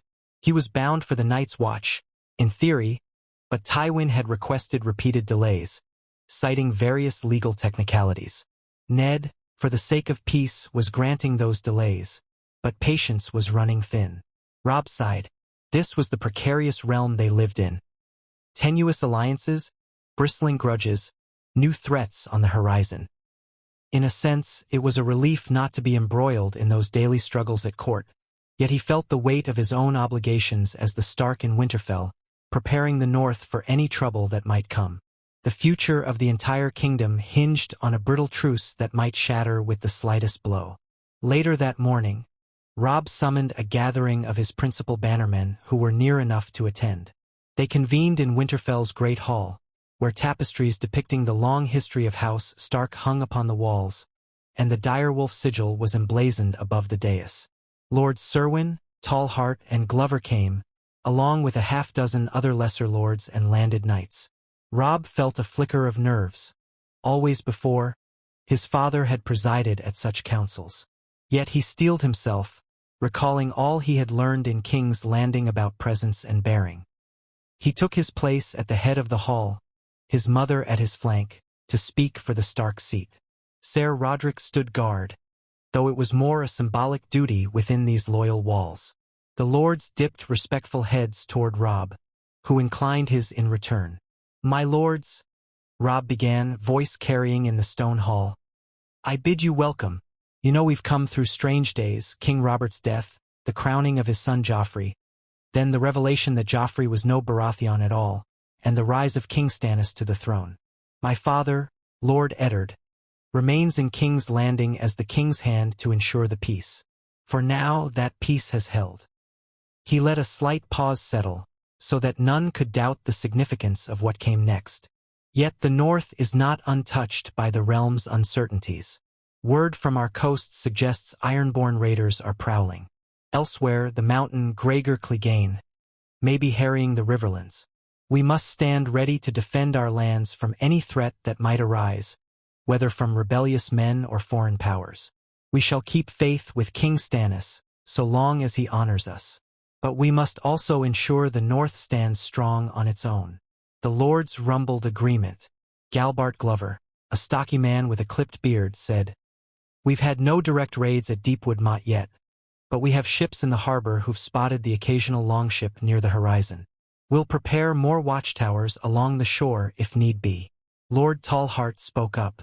"We've likewise had sightings near Torrens Square, but none have landed that we know of. We stand ready to dispatch men if you command it, Lord Robb."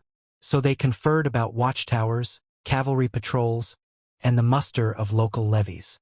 Robb insisted that none of this should be done in a manner that signaled open hostility to King Stannis or any of the other great houses, but readiness was not rebellion. They would watch quietly for danger. It was a strategy consistent with Ned Stark's teachings. Prepare for the worst, strive for the best. Over the ensuing fortnight, Robb found himself busy with the tasks of lordship. He corresponded with White Harbor, the biggest port in the north, instructing Lord Wyman Manderley to keep a sharp eye for airborne vessels. He reviewed the meager reports from the Night's Watch about wildling activity beyond the wall. It seemed the watch had bigger worries, talk of unnatural things in the far north, though few believed them. Jon Snow, Robb's half-brother, was at the wall, last Robb had heard.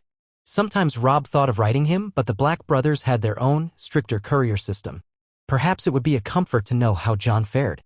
Meanwhile, life at Winterfell regained a kind of routine, with the occasional hunts in the Wolfswood, training in the yard, feasts and gatherings in the hall. Yet, overshadowing all was the knowledge that the entire realm was dancing on a knife's edge. One gray morning, as drizzle pattered on the towers, a raven arrived bearing the seal of the Red Keep. Robb brought it to the solar where Catelyn was sewing by the warmth of a brazier. He broke the wax seal, scanned the parchment, and drew in a slow breath. "It's from father," he said softly. She laid her sewing aside. "What news does he bring?" Robb read it aloud in a low voice.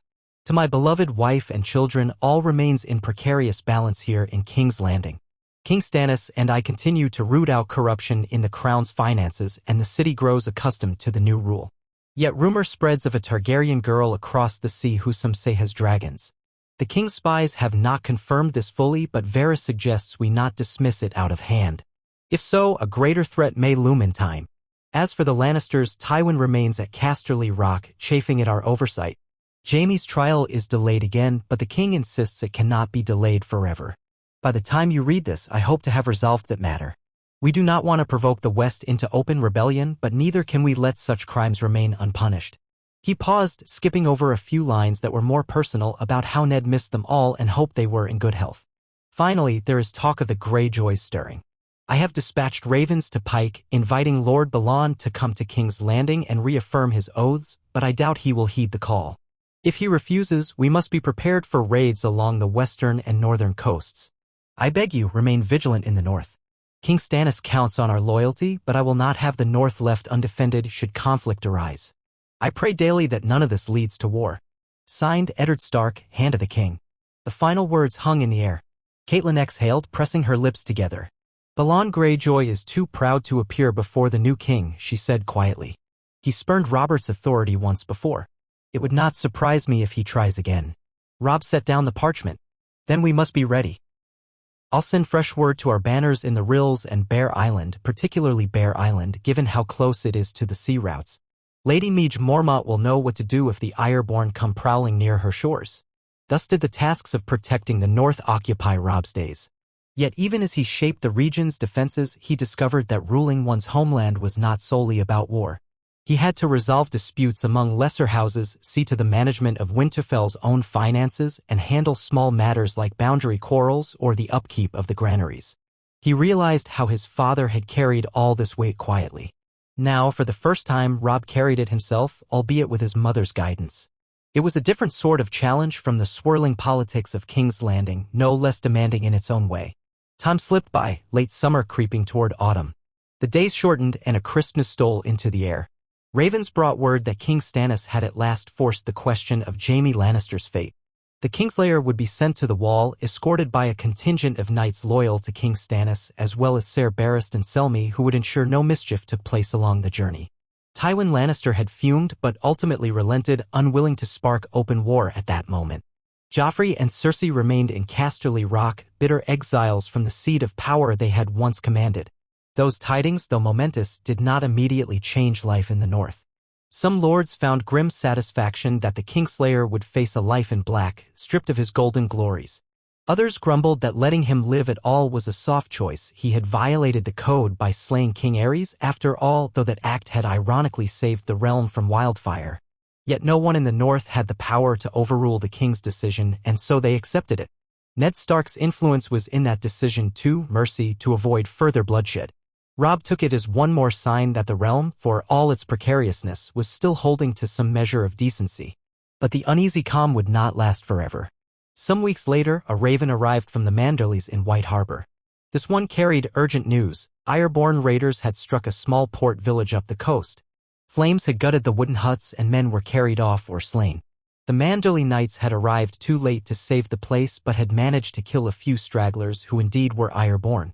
The survivors indicated that more raids might be coming. Lord Wyman Manderley asked for reinforcements or at least a plan of mutual defense. Robb's stomach twisted as he read the details. He summoned his mother and Maester Lewin to discuss. It begins, Robb said bitterly. Balon tests us, or at least some of his captains do. Caitlin frowned. Should we call the banners and march on the Iron Islands themselves? That's always been a costly endeavor, but if we let them continue, they'll burn our coastline. Robb's mind drifted back to stories of the last Greyjoy rebellion when Robert Baratheon had led his massive host and hammered the Isles with dragonfire from the Targaryen leftover stores. In that war, Ned Stark had led the Northmen who took Pike's Gates. Balon's rebellion had ended with the death of his older sons. The youngest, Theon Greyjoy, had become Ned Stark's ward, but in this alternate version of events, because of the changed timeline or the user's scenario, Theon's presence might still be in the north or might not. In standard lore, Theon was Ned's ward. Let us maintain that for lore continuity, Theon was indeed Ned's ward, so presumably Theon was at Winterfell or somewhere under Ned's authority. Let's ensure that's consistent with the show/books baseline. Indeed, Theon Greyjoy was present in Winterfell. He had been raised there since Balon's failed rebellion. Robb realized with a start that he had not spoken much of Theon since returning. Theon had been away on a brief hunt or at a far holdfast or simply overshadowed by the swirl of events. Yet Theon was here in Winterfell somewhere. Robb decided he must speak to him. If Balon was launching raids, perhaps Theon could glean some insight into his father's aims. That very afternoon, Robb sent for Theon, who arrived in the Solar with a rakish grin that faltered upon seeing Robb's serious expression. Theon was tall, lean, with the black hair of the Iron Islands. He'd grown up in Winterfell's halls, forging a friendship with Robb despite the complicated circumstances of his hostage status. They had hunted together, laughed together, even teased each other like brothers. But there was always that undercurrent. Theon was not truly a Stark, and his father was the defeated rebel. Robb, Theon said, inclining his head in a half-bow. You summoned me? Robb gestured for him to close the door. Aye, Theon. We've had word from White Harbor. Ironborn raiders struck one of our coastal villages. Theon's mouth thinned. Damn them. My father, I suppose. Robb watched him carefully. That's what we suspect. If it's not Balon himself, it's men acting on his leave. No other power sails longships painted with krakens. The question is, do you have any sense of your father's next moves? Would he try to mount a full rebellion again? Theon hesitated, eyes shifting. He was proud, sometimes arrogant, but Robb saw uncertainty there. My father's never forgiven the defeat he suffered. He pretended to bend the knee, but he's proud. If King Robert was enough to crush him once, maybe he thinks King Stannis is weaker, the realm fractured after all the talk of Joffrey's bastard status. My father might see this as his chance to break free again. Robb drummed his fingers on the table. He'll find the north is not so easily taken. But chasing Ironborn raiders over the seas is costly, and we can't leave the coasts undefended. You know these men. Would they strike White Harbor next, or Bear Island, or the Rills? Theon exhaled. They'll want easy targets first. White Harbor is no easy target. Lord Manderley has walls and men. Bear Island might be trickier for them, because the Mormonts fight like she-bears, and the land is harsh.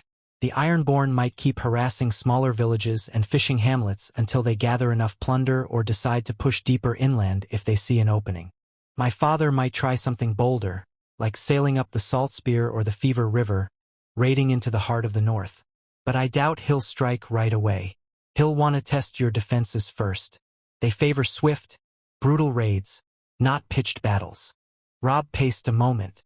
So we need to reinforce key coastal points and keep mobile forces to respond. My father would probably advise we send ravens to King Stannis for official backing. But that could take time. Theon gave a short nod. You know your father best. But Stannis is not Robert. He won't just raise half the realm's might in the blink of an eye for the sake of the North. He has enough to worry about with the Lannisters, the Targaryen talk, and the rest. If your father pushes, maybe the king will dispatch a fleet to support, but who can say how soon? The royal fleet is smaller these days, I hear. Robb studied Theon's face. What about you? You're Balon Greyjoy's last living son. Could you reason with him? A flicker of something crossed Theon's eyes. Pain, pride, longing. You'd send me to Pike as an envoy? Begging my father to stand down? He'd never. He hesitated. He might not murder me outright. My blood is his, but he sure as hell wouldn't yield because I asked. He'd probably mock me for living among the wolves. Still, if you truly think it could help end this without more bloodshed, try. But you know as well as I do that these men prize strength above all. Robb weighed the risk. In another life, he might have tried that approach. But now, hearing Theon's half-hearted tone, he doubted. It would bear fruit. I won't ask you to risk your life pointlessly, Theon. But keep your ears open for anything you might recall about Iron Island's tactics or hidden anchorages. If we can strike at them in the open sea or cut off their safe harbors, we might thwart them. A small smirk touched Theon's lips. In other words, I'll be your expert on my own father's domain. So be it. Better that than watch them burn the villages of the north. I've lived here too long to remain silent. Robb clasped Theon's shoulder. Thank you. In the days that followed, Robb's response unfolded. He sent ravens to King Stannis requesting royal sanction to defend northern coasts by any means necessary, including an offensive if warranted. He directed the Manderleys to fortify White Harbor and offered them some of Winterfell's archers if needed. He dispatched riders to Bear Island, the Rills, and Sea Dragon Point, instructing them to watch for longships. If Balon Greyjoy was indeed launching a new rebellion, the North would be no easy prey. Yet as the North braced for conflict, the rest of Westeros did not stand still. Raventide messages continued to flow from King's Landing. Ned Stark's letters described how King Stannis was forging new alliances with the Stormlands, seeking to reinforce his home territory, installing men loyal to him in key positions. Tyrell influence in the Reach was a question mark, as Mace Tyrell had not openly declared for or against Stannis, but the presence of Renly Baratheon, Stannis' younger brother, at Highgarden suggested that Stannis hoped to keep them friendly. Dorne remained quiet, unwilling to get entangled. And overhead loomed the rumor of Daenerys Targaryen, newlywed to a Dothraki Khal, rumored to have hatched dragons. Ned's letters indicated that many at court were skeptical, but a few, especially the Red Woman from Ass High who followed Stannis, believed the threat might be all too real. What was certain was the tension with Lysa Arryn in the Vale. She refused to bring the Vale into King Stannis' orbit, instead insisting on her neutrality. Ned wrote that he had tried to reach out, but she would not come. She nursed old grievances over her husband Jon Arryn's death, though in truth King Robert's passing had overshadowed Jon Arryn's murder. In another timeline, that murder might have ignited a different chain of events. Now, it simply remained a sore point, fueling the Vale's isolation. That left pockets of disunity across Westeros, which might encourage opportunists like Balon Greyjoy. As the nights grew even longer and autumn breezes hinted at the approach of winter, a chill fell over Winterfell that was not wholly due to the changing season. Robb's scouts brought troubling reports, more villages hit by Ironborn raids, some along the Stony Shore, others even north of the Rills. The Greyjoys were testing the entire coastline. Lords Glover and Tallhart sent pleas for reinforcements. Mormont women from Bear Island wrote that they had repelled one raid, capturing a few reavers who spat curses and boasted of Balon Greyjoy crowning himself once more as King of the Isles. For better or worse, open conflict had begun, though it was still sporadic.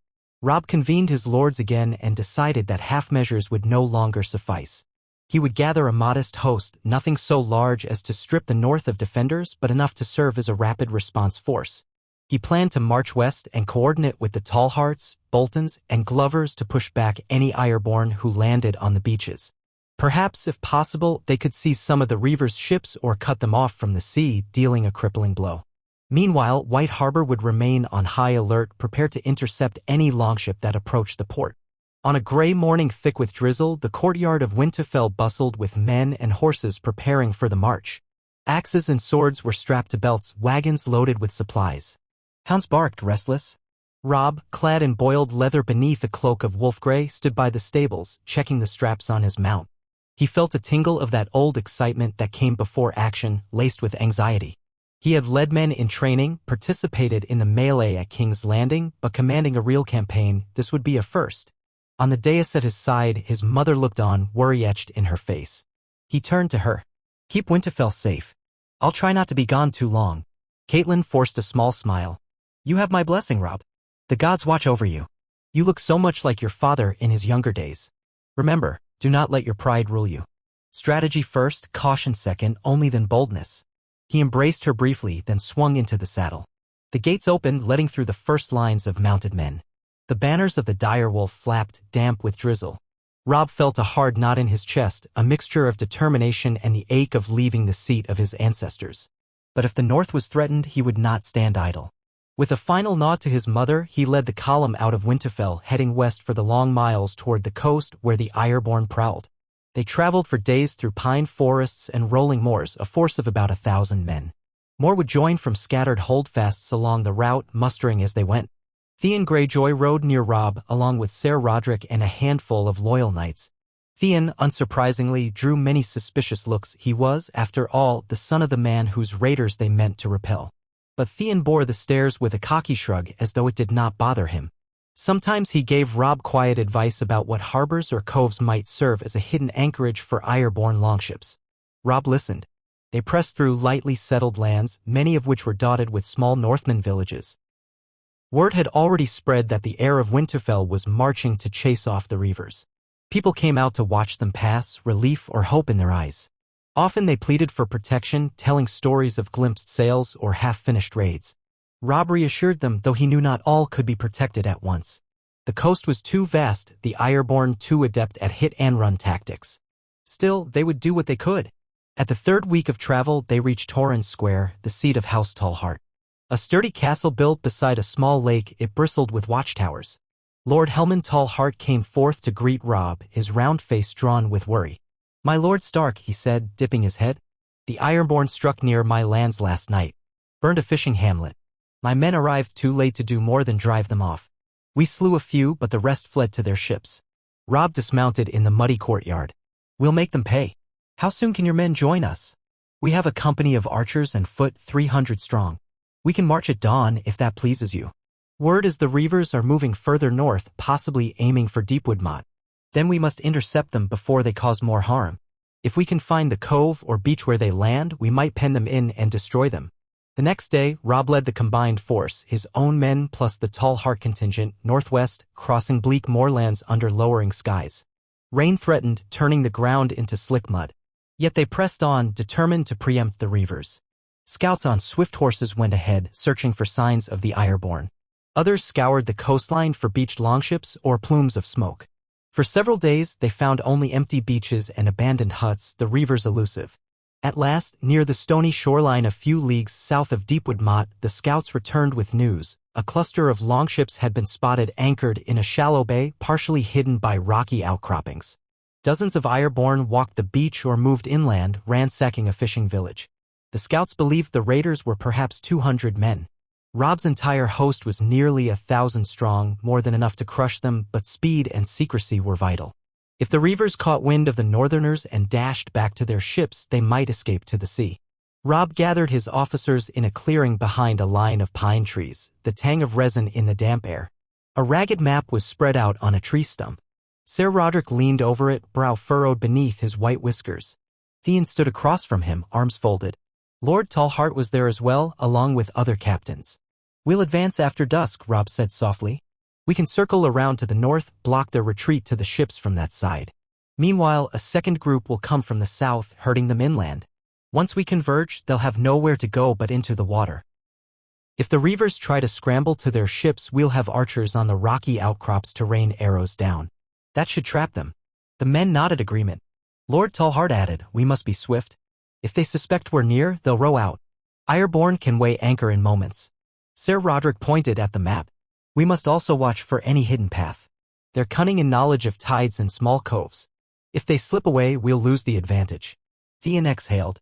"They'll have lookouts posted. We must approach silently and quickly. My guess is they'll leave with the tide if they sense trouble. It's high tide near midnight, so we have to move before that. Otherwise, they might cast off." Robb nodded. "Agreed. Let's deploy as soon as the sun dips. Lord Tallhart, I want your foot to hold the center approach. Ser Roderick, take half the cavalry on the southern flank. I'll lead the northern flank with Theon and the other half. We close the trap. Once we see their watchfires, we signal with a horn blast and attack on all sides." Night fell, clouds hiding the moon, turning the world to a wet hush. Robb's force spread out in 3 prongs, creeping across the rugged terrain. The wind off the sea carried a faint brine smell, mingling with the reek of mud and rotting seaweed. Robb could see the distant glow of fires beyond an outcrop, the Ironborn's camp. Flickers of torchlight danced on the rocky beach. The shriek of gulls echoed somewhere overhead. He urged his horse onward, careful not to clatter too loudly. They dismounted just shy of the ridge overlooking the bay. Robb left a few men to hold the horses while the majority crawled forward. He peered over the jagged stones, heart-pounding. Below, the Ironborn indeed had a camp, crude tents, and a cluster of huts they had commandeered, a few half-burned. The longships, 3 of them, rocked in the shallows, their black hulls reflecting the faint torchlight. Robb could see maybe 200 men, some on watch, others feasting or rummaging through stolen goods. They seemed confident, not expecting a large northern host. Robb signaled with a raised hand. A hush fell among his men. Far in the darkness to the south, he trusted Ser Rodrik to be in position. And inland, Lord Tallheart's foot would be ready. Theon crouched beside Robb, eyes glittering. "Those are my father's ships," he murmured, pointing out the distinctive Kraken emblems. "He's letting his captains roam free, it seems." Robb set his jaw. "No more free reaving tonight." He motioned to the horn-bearer. On his signal, the man blew a low, rolling blast. From across the bay, 2 more horns answered, Ser Rodrik's from the south, Lord Tallheart's from inland. A sudden clamor erupted in the Ironborn camp, shouts of alarm, men scrambling to grab weapons or douse fires. "For the north!" Robb shouted, springing to his feet. His men echoed the cry. They surged down the slope in a rush, feet sliding on wet rock. Archers knelt to loose arrows into the camp. One volley hissed through the night, striking tents and men alike. Screams erupted. The Ironborn watchmen tried to rally, but the surprise was too great. From the south came another wave of attackers crashing against the camp's flank. The Ironborn scattered. Some tried to sprint for their boats, but Ser Rodrik's cavalry galloped along the beach, cutting them off, while bowmen perched on rocky vantage points sent shafts into those who got too near the surf. Others tried to flee inland, only to meet the braced shields of Tallheart's infantry.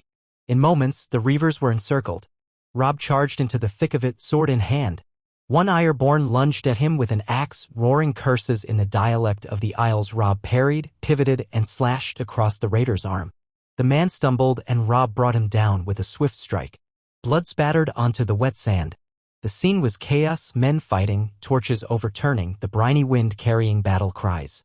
He glimpsed Theon crossing blades with a tall reaver, the clash of steel ringing. Theon's expression was a mixture of anger and guilt, as though he fought not just the man but his own heritage. Wherever the Ironborn turned, they found northern steel. Some pressed forward in desperation, brandishing axes and throwing spears at the ring of men closing in. Others tried to push small rowboats into the water, but they were peppered with arrows. Men fell in the surf, choking on salt and blood. Within a quarter hour, it was over. The surviving Ironborn, no more than a score, were disarmed and taken captive. 2 ships had been seized intact, the 3rd had been set aflame by a desperate band of reavers who died in the attempt. Robb stood amidst the wreckage, panting. His sword arm ached, and he bore a shallow cut on his thigh, but he was otherwise unhurt. Bodies lay strewn across the beach. A few huts still smoldered from the earlier pillaging. Lord Tallheart approached, battered but triumphant, with a band of his men. "Well struck, my lord," Tallheart said. "They're finished here." Ser Rodrik arrived from the southern side, dismounting carefully on the rocky sand. "We've taken prisoners, your lordship." They claimed to be under Captain Quentin Blacktide, sworn to Balon Greyjoy as King of the Isles. Rodrik's mouth twisted at the last phrase. "What would you have us do with them?" Robb glanced toward a knot of Ironborn captives, kneeling with hands bound, guarded by a ring of northern spears. Some spat curses, others looked sullenly at the ground. "We'll question them," Robb said. "Then we'll decide their fate. I won't stoop to slaughtering men who've surrendered, but we can't just set them free. They'll be held for ransom or kept as hostages." He strode toward the captives. Theon joined him, wiping blood from his lip. One of the captives, a rangy man with salt-crusted hair, bared his teeth. "You think you've won something tonight, wolf pup? There are more of us. You can't guard every inch of the coast." Robb stared down at him. "True enough, but we'll do our best." "Who commands you?" The prisoner spat on the sand. "Captain Blacktide is dead, courtesy of your archers. King Balon is the only one we obey." Some of the other Ironborn murmured in agreement. Robb set his jaw. "We'll see how much loyalty remains after you've languished in the dungeons. One question, do you know if Balon plans a larger invasion? Or is he content to send small raiding parties?" "Why should I tell you anything?" Theon stepped forward, pinning the man with a cold stare. "You'll tell him or you'll regret it. Speak, or I'll remind you that I'm Balon Greyjoy's heir and you're disobeying the rightful Prince of Pike." A flicker of confusion crossed the man's face at seeing Theon side by side with the Starks. He muttered, "Balon's called his banners. He means to strike a real blow. You'll see soon enough. We were just the outriders." Robb nodded grimly. That was all he needed to confirm. Balon Greyjoy was not content with petty raids. He meant to reassert his claim as king of the Iron Islands, if not more. War with the North would only escalate. Robb turned to Ser Rodrik. Have them secured. We'll question them further on the morrow. They posted sentries along the beach and did what they could to salvage the ruined village. The survivors among the small folk crept out from hiding, weeping with relief to see the reavers gone. Robb grimly surveyed the damage. In the flickering torchlight, black smoke curled from burned huts, and a few bodies still floated in the shallows. He had prevented further atrocities this night, but the scale of cruelty was apparent. This was the face of Ironborn raiding. He felt a nauseous surge of anger, fear, too. The victory had been decisive here, but if Balon launched a grand offensive, could the North fend off every strike?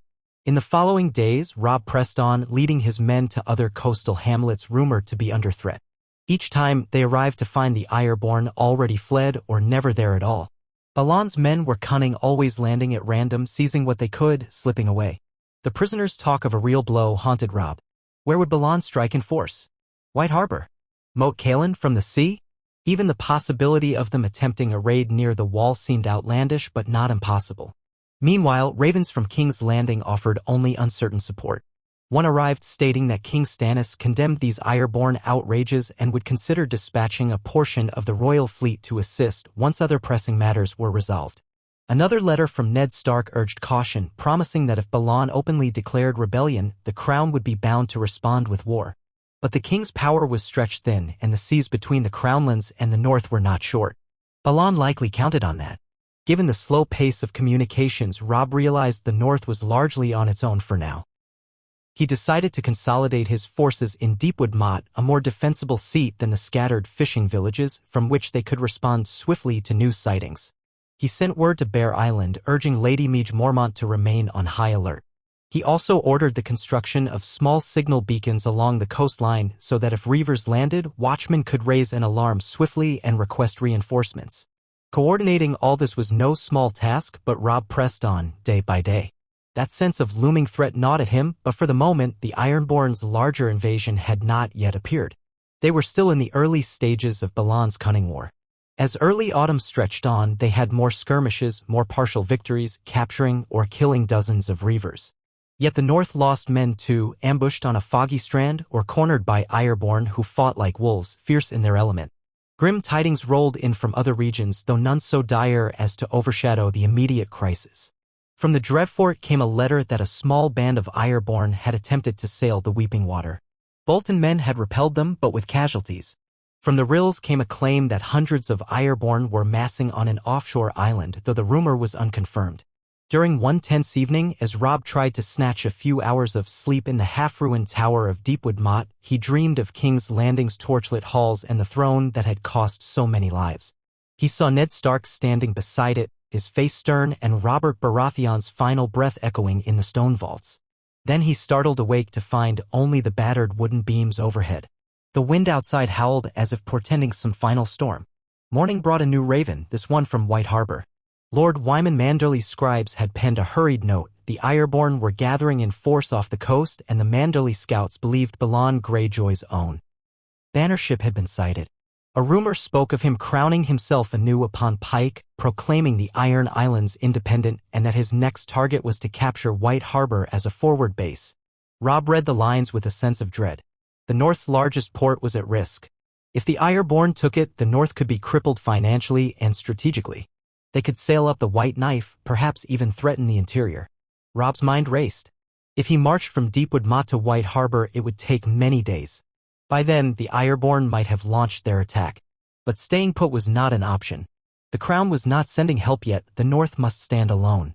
He assembled his captains in the courtyard, ignoring the drizzle. "We ride for White Harbor," he announced. "We'll gather as many men as we can en route. If Balon means to land a major force there, we'll meet him at the city walls.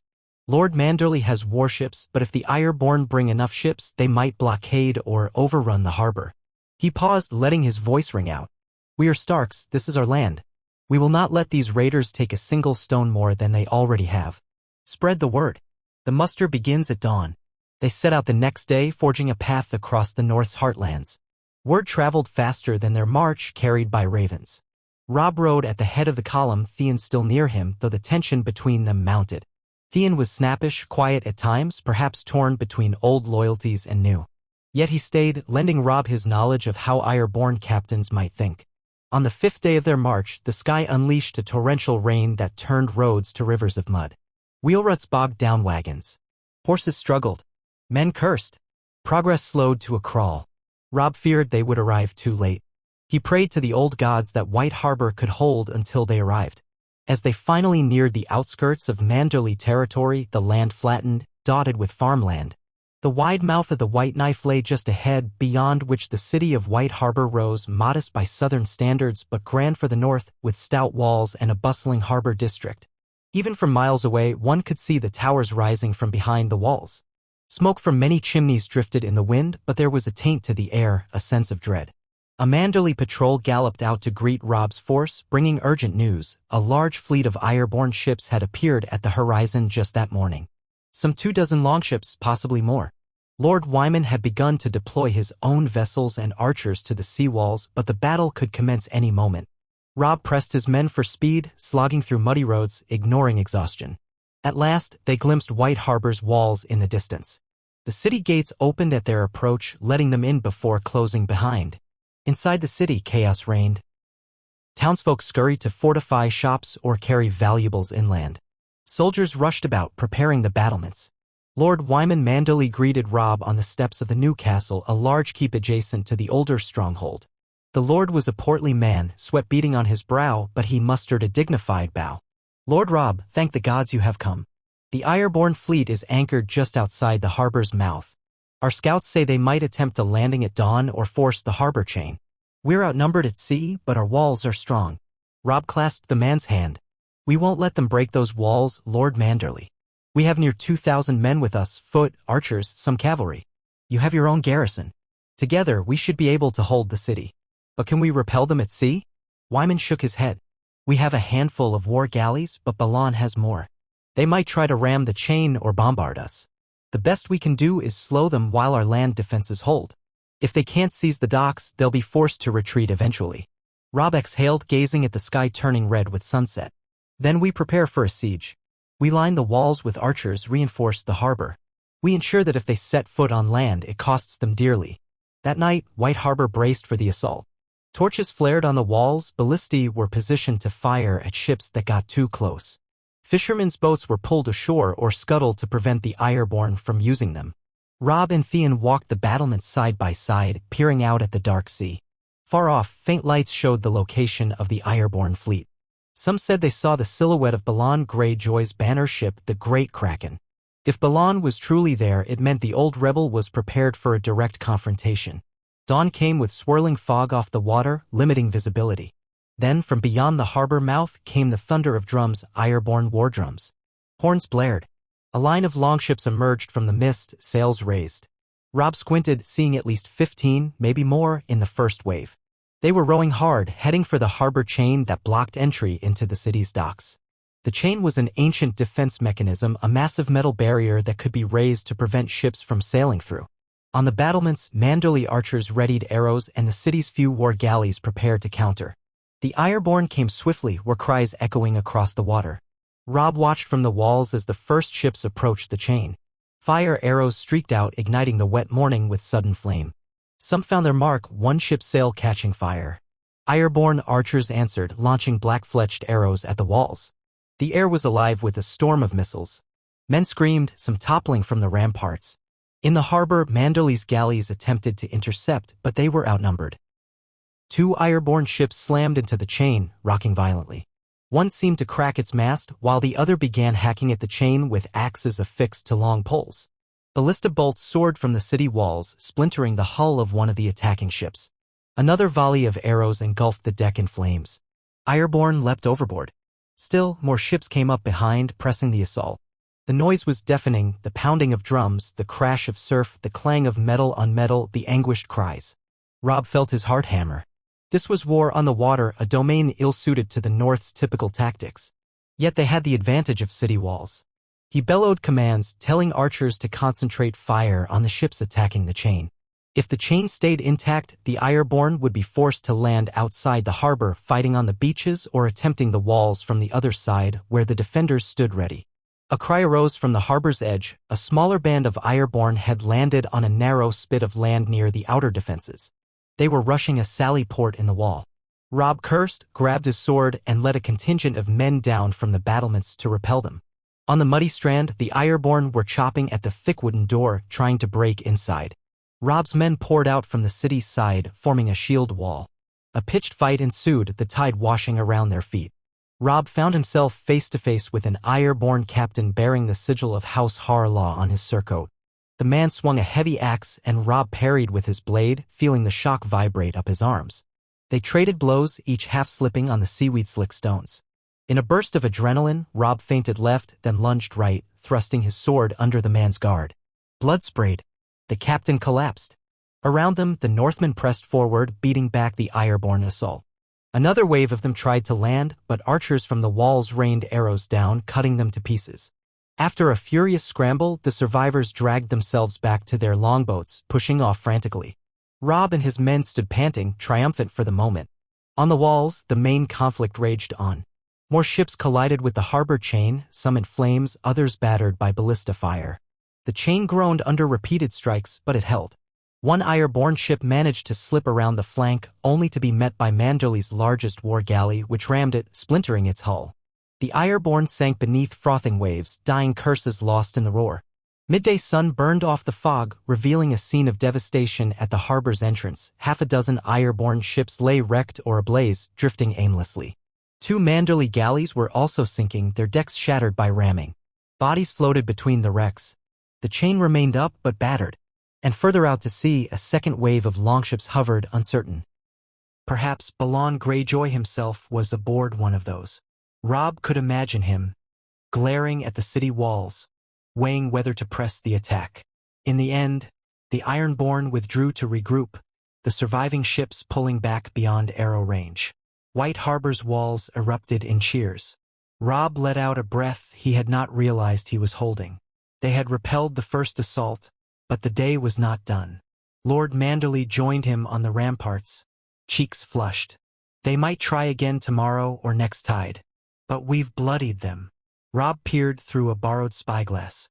He glimpsed the Ironborn warships rocking in the distance, men scurrying on deck to douse fires or tend to wounded. We have to stay vigilant, he said. They won't give up easily if Balon's determined to prove his kingship. Still, we might have time to bolster our defenses further, repair the chain if needed. As the sun slid toward the horizon that evening, a tense lull fell over White Harbor. Funeral pyres were lit on the beaches for the men lost. The wounded moaned in makeshift infirmaries. Robb took stock of losses. Several dozen Northmen dead, many more injured. The Manderleys had lost 2 galleys, and a portion of their city guard was decimated. Yet morale remained intact, they had stood firm.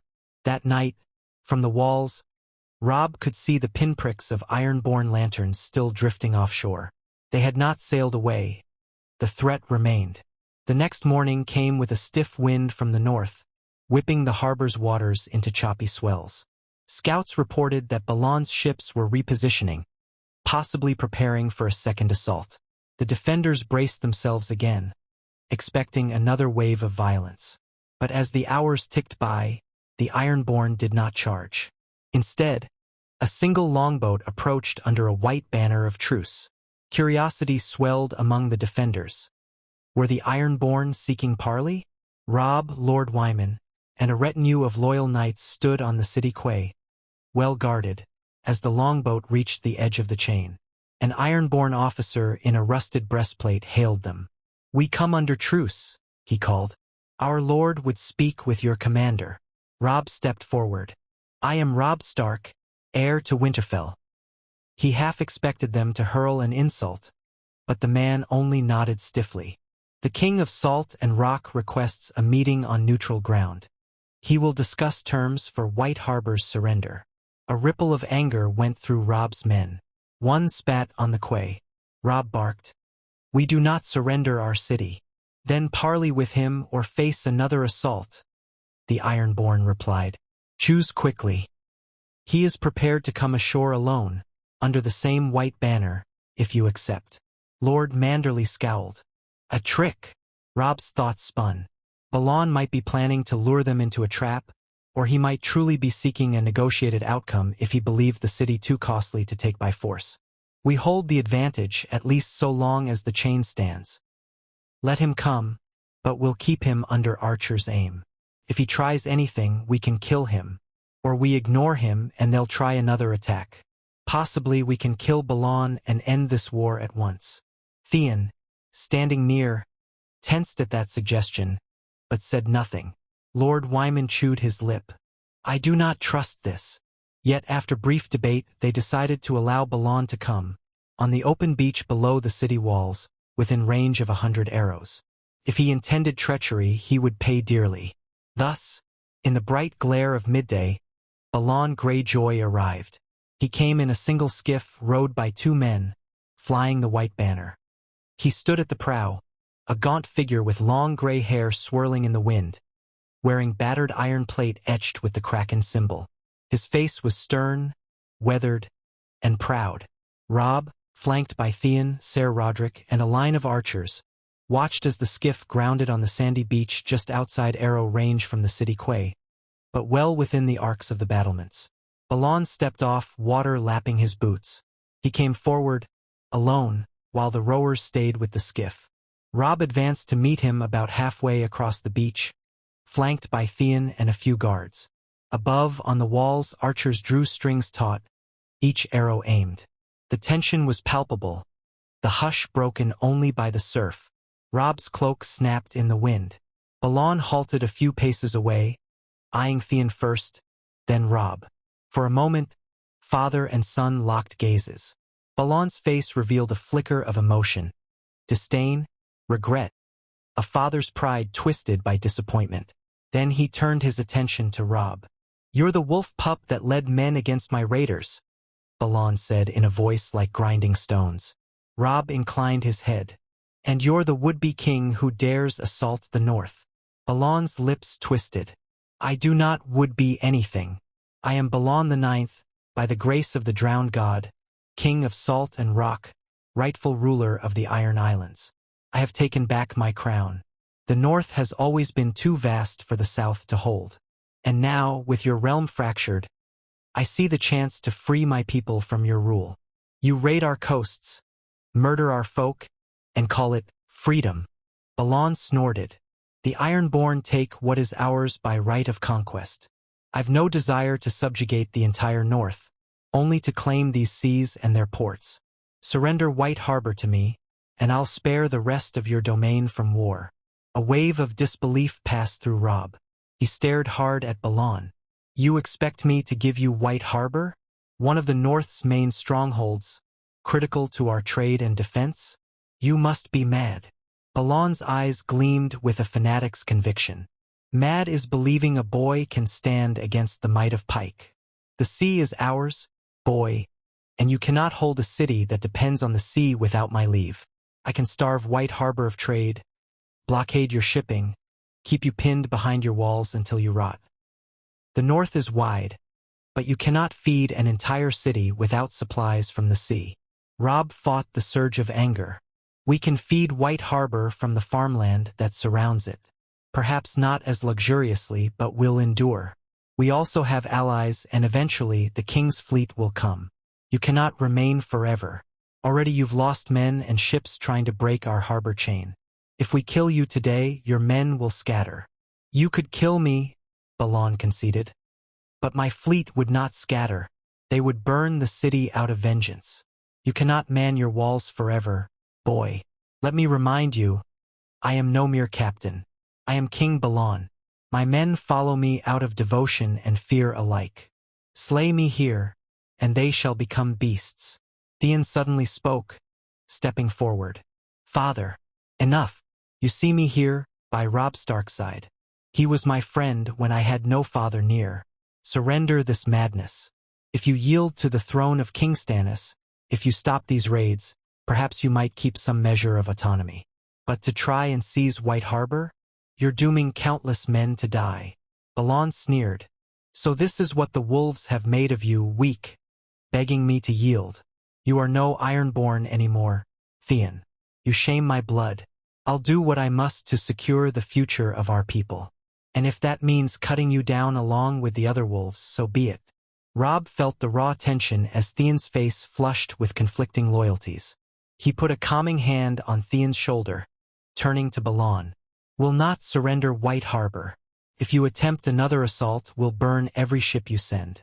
Even if you blockade us for a time, winter is coming, Greyjoy, and the seas will turn savage. Your men will starve on the decks, and King Stannis will not ignore an open rebellion. You risk the combined might of the realm crashing down upon the Iron Islands again. Balon's gaze flicked to the city walls, the archers poised. Then we shall see whose will breaks first. The north is large, but you cannot be everywhere at once. While you hide here, my captains are ravaging your coastline. Torrens Square, the Rills, Bear Island. I have ships enough to strike them all. Perhaps I'll leave you to watch your city starve while the rest of your domain burns. Robb's blood ran cold. That was the blackmail. Balon might keep a strong force here to blockade White Harbor, but also send out flotillas to harry the rest of the coast. Could Robb muster enough men to defend every target simultaneously? Hardly. This was no single-pitched battle but a war of attrition. He looked Balon in the eye, forcing calm. You may wound the north, but we will not yield. The day will come when your ships are sunk, your men are captured, and your home is in flames. If you truly care for your people, you'll end this now. Balon bared his teeth in a savage grin. Never. I have the might of the drowned god at my back. My forefathers were kings. I reclaim that legacy. Robb studied him for a long moment, feeling the hopelessness of negotiation. Balon was beyond reason, consumed by ambition and vengeance. Then there's nothing more to say. Balon turned to Theon. You disappoint me. You were to be my last living son, but you've chosen to stand with these land-bound fools. When next we meet, it will be as enemies. He spun on his heel and trudged back toward his skiff, waves lapping at his boots. Robb watched him go, every muscle tensed. A single word and archers could kill Balon on the spot. But he remembered his father's lessons about killing in violation of a white banner. It was dishonorable, a line he would not cross. For better or worse, he allowed Balon Greyjoy to row away. Theon stood in silence, jaw clenched. Then the tide of watchers parted, letting them return within the walls. Lord Manderly exhaled once they were safely behind the gates. Well, that was a fruitless parley. The man's mad. Robb stared out at the sea. Indeed, and we are at war. He thought of Ned, far away, fighting to maintain the peace. Now that fragile peace was crumbling on the northern front. Balon had called himself king. War with the Ironborn might well force King Stannis to intervene, or else risk losing the North's loyalty.